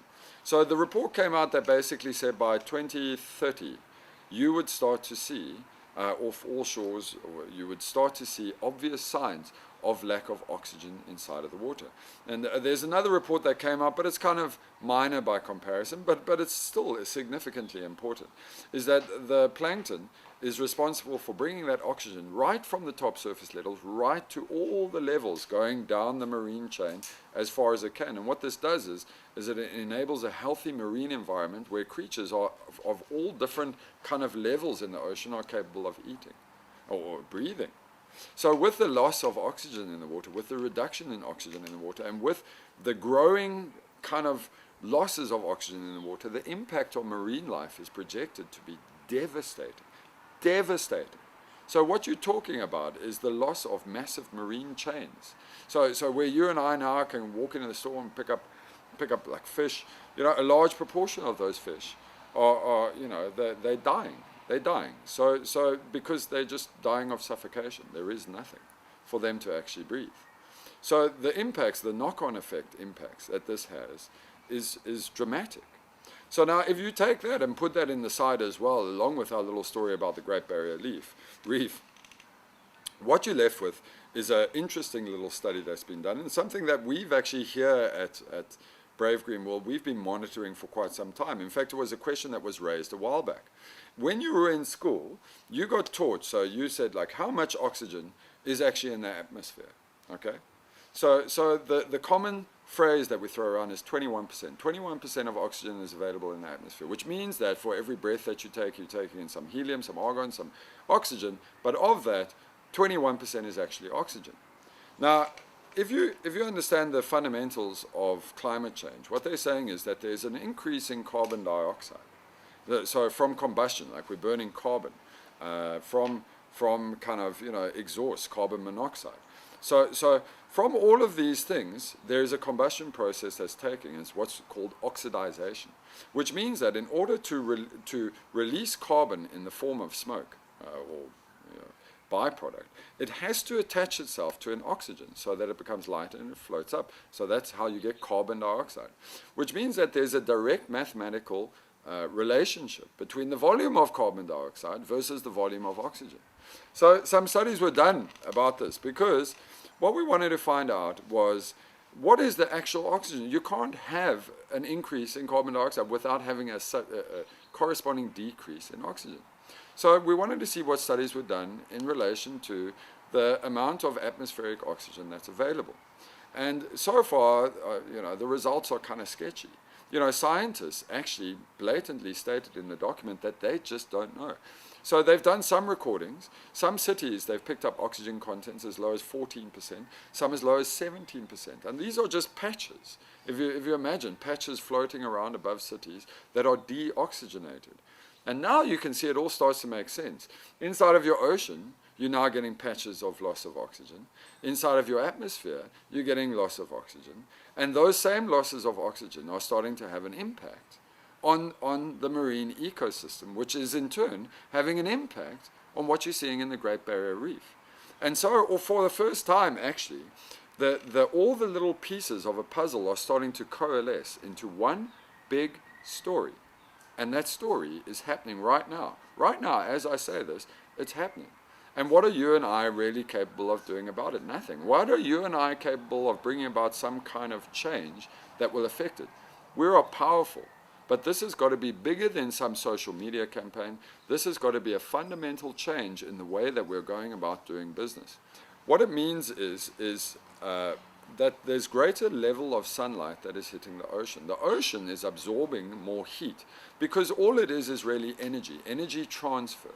So there is more energy inside of our atmospheric system than there is outside of our atmospheric system. And what that does is it starts to heat up the top surface of the water.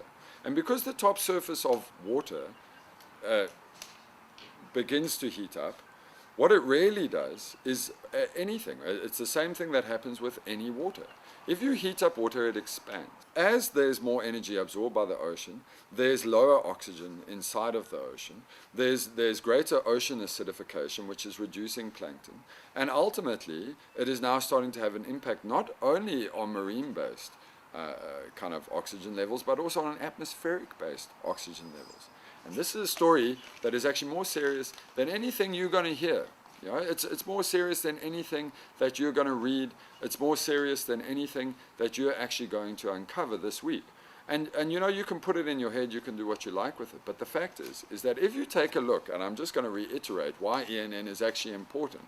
If you look at what the news was covering inside of this week, we covered things on CNN like Trump. We covered a whole lot of rubbish that's related to events on the field. But why is nobody talking about this?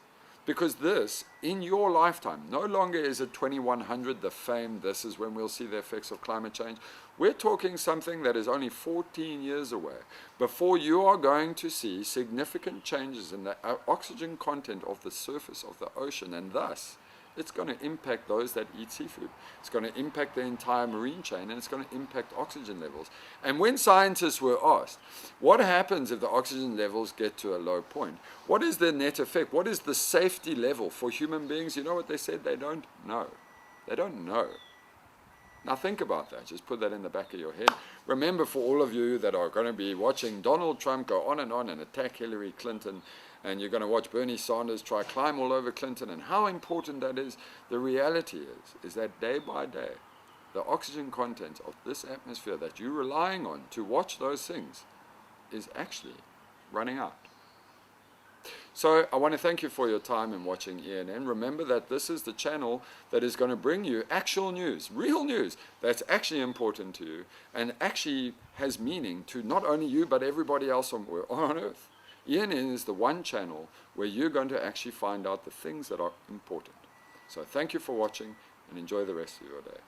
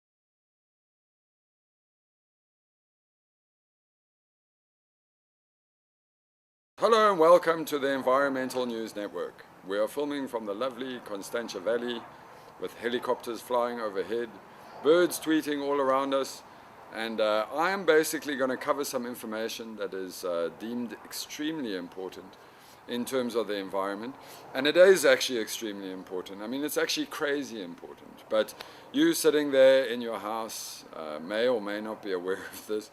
But it is actually so important that we've gone out of our way just to reiterate certain points of this. So the story actually starts a long, long time ago, but the part that I'm going to start with is the Great Barrier Reef, which was the first kind of point that it started becoming to everyone's attention. As some of you may or may not have heard, the Great Barrier Reef has been in slow decline over a period of time, and what is known as coral bleaching, which is basically this beautiful, lovely, luscious coral. It basically bleaches into this dull gray or dull white kind of shade due to lack of nutrients and ocean acidification. So a report was released roughly about 3 weeks ago, in which it's the most comprehensive study ever done on the reef, which they're saying that roughly 83% of the Great Barrier Reef is now dead. The question is whether or not, well, it's the top surface, remember that. The question is whether or not the Great Barrier Reef will be able to recover from such an event. And it is deemed extremely unlikely that the Great Barrier Reef is going to be able to recover. So as a result of this, people have taken some dramatic steps. They've basically gone and they're looking at doing things that neutralize the pH content of the top surface of the water in an attempt to basically remove the acidification problem that is causing the bleaching on the Great Barrier Reef. The problem really is, though, is that what's happening on the Great Barrier Reef is not a micro problem. So it's not a local problem. The problem that's happening on the Great Barrier Reef is actually a macro problem. And what that means is that there is no action that can be taken by any person in Australia, New Zealand, any of the surrounding islands. There is absolutely nothing that they can do about it, because what you're really witnessing is the impact of the macro event of climate change that is having a direct impact not only on the Great Barrier Reef, but on reefs all around the world.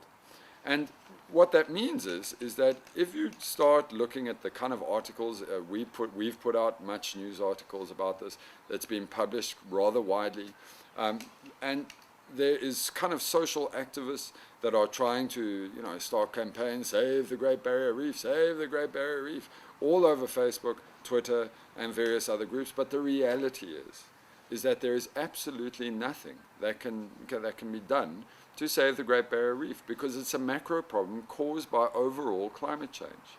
So the thinking behind the Great Barrier Reef, if you understand that it is like the heart of the ocean. I mean, there nowhere else in the world is such a diverse, large kind of place in the ocean found with such a density of life. So in a way, it's like the heart of the ocean. When you and I don't know how old you are, where most of us, a lot of us were born, the Great Barrier Reef was an abundant, beautiful place. And inside of our time, we're actually going to see the death of the heart of the ocean.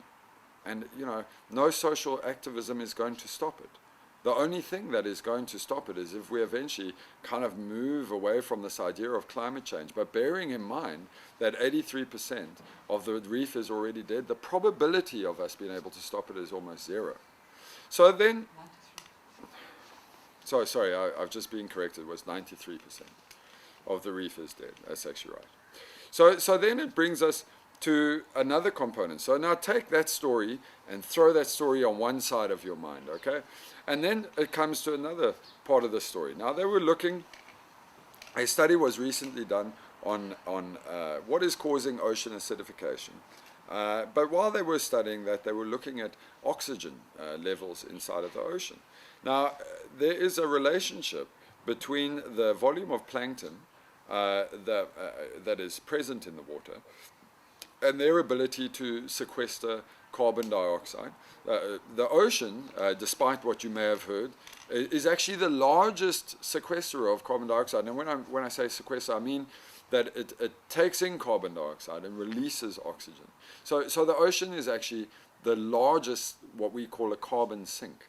So it's bigger than the rainforest, bigger than any other arboreal forest, it's bigger than anything that we have done. The ocean actually does most of the work. So most of the oxygen that you're breathing comes from the ocean. And I'm going to come to that point in a little bit. I'm just going to explain a bit about the dynamics of what's happening in the ocean. So basically, plankton are responsible for bringing oxygen from the surface of the water, bringing carbon dioxide from the surface of the water, and they harness that as they keep the carbon, they release the oxygen. But because the top surface of the water has been heated, because of the amount of sunlight that is impacting on the ocean, the plankton are no longer able to reach the top surface of the water. And thus, even though they are still filtering some carbon dioxide that is resident, because that's what acidification is, it's an increase in carbon dioxide, it's mainly carbon that they're picking up, and there's less oxygen going around the ocean. So the report came out that basically said by 2030, you would start to see off all shores, you would start to see obvious signs of lack of oxygen inside of the water. And there's another report that came out, but it's kind of minor by comparison, but it's still significantly important, is that the plankton is responsible for bringing that oxygen right from the top surface levels right to all the levels going down the marine chain as far as it can. And what this does is it enables a healthy marine environment where creatures of all different kind of levels in the ocean are capable of eating or breathing. So with the loss of oxygen in the water, with the reduction in oxygen in the water, and with the growing kind of losses of oxygen in the water, the impact on marine life is projected to be devastating. Devastating. So what you're talking about is the loss of massive marine chains. So where you and I now can walk into the store and pick up like fish, a large proportion of those fish are they're dying.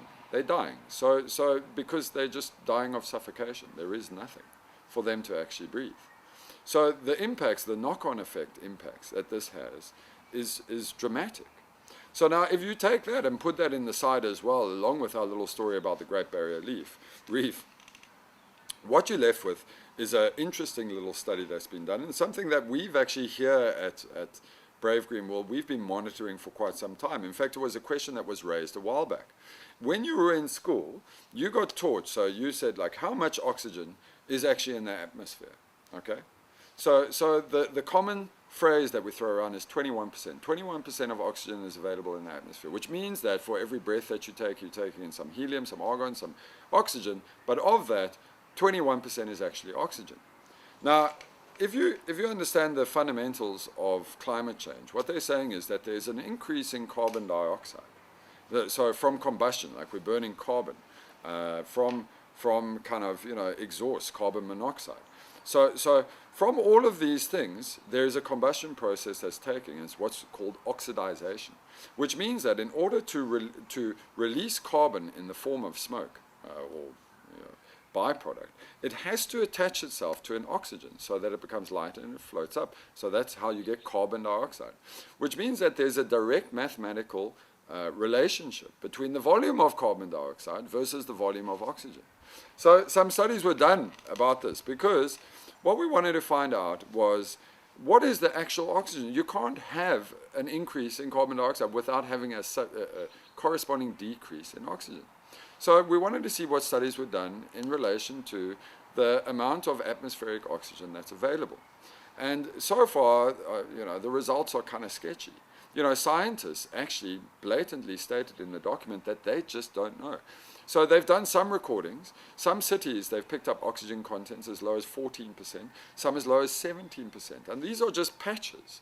If you imagine patches floating around above cities that are deoxygenated. And now you can see it all starts to make sense. Inside of your ocean, you're now getting patches of loss of oxygen.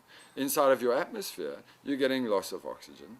And those same losses of oxygen are starting to have an impact on the marine ecosystem, which is in turn having an impact on what you're seeing in the Great Barrier Reef.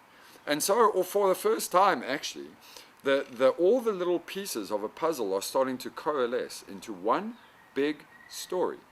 And that story is happening right now. Right now, as I say this, it's happening. And what are you and I really capable of doing about it? Nothing. What are you and I capable of bringing about some kind of change that will affect it? We are powerful, but this has got to be bigger than some social media campaign. This has got to be a fundamental change in the way that we're going about doing business. What it means is that there's greater level of sunlight that is hitting the ocean. The ocean is absorbing more heat because all it is really energy transfer. So there is more energy inside of our atmospheric system than there is outside of our atmospheric system. And what that does is it starts to heat up the top surface of the water. And because the top surface of water begins to heat up, what it really does is anything. It's the same thing that happens with any water.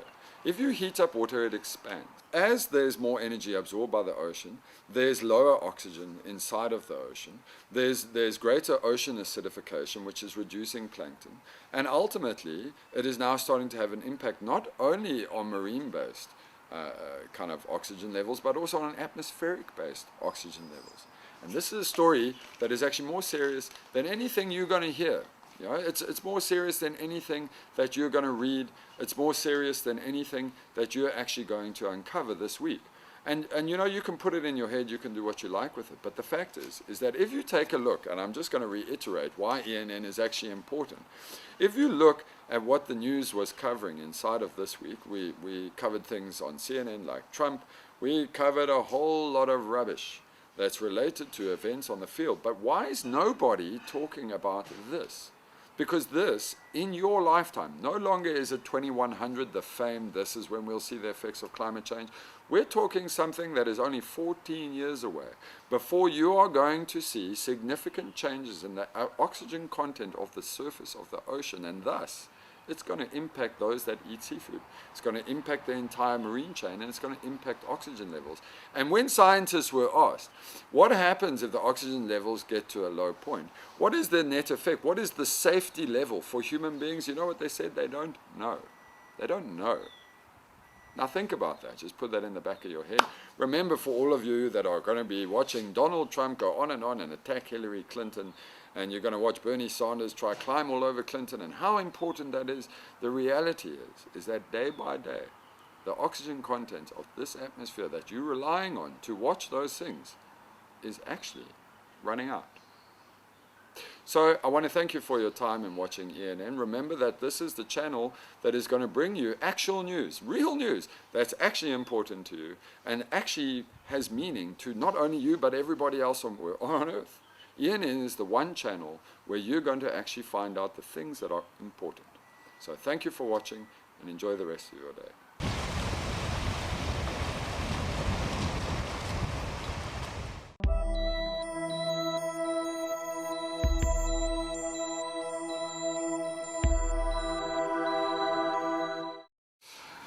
Okay.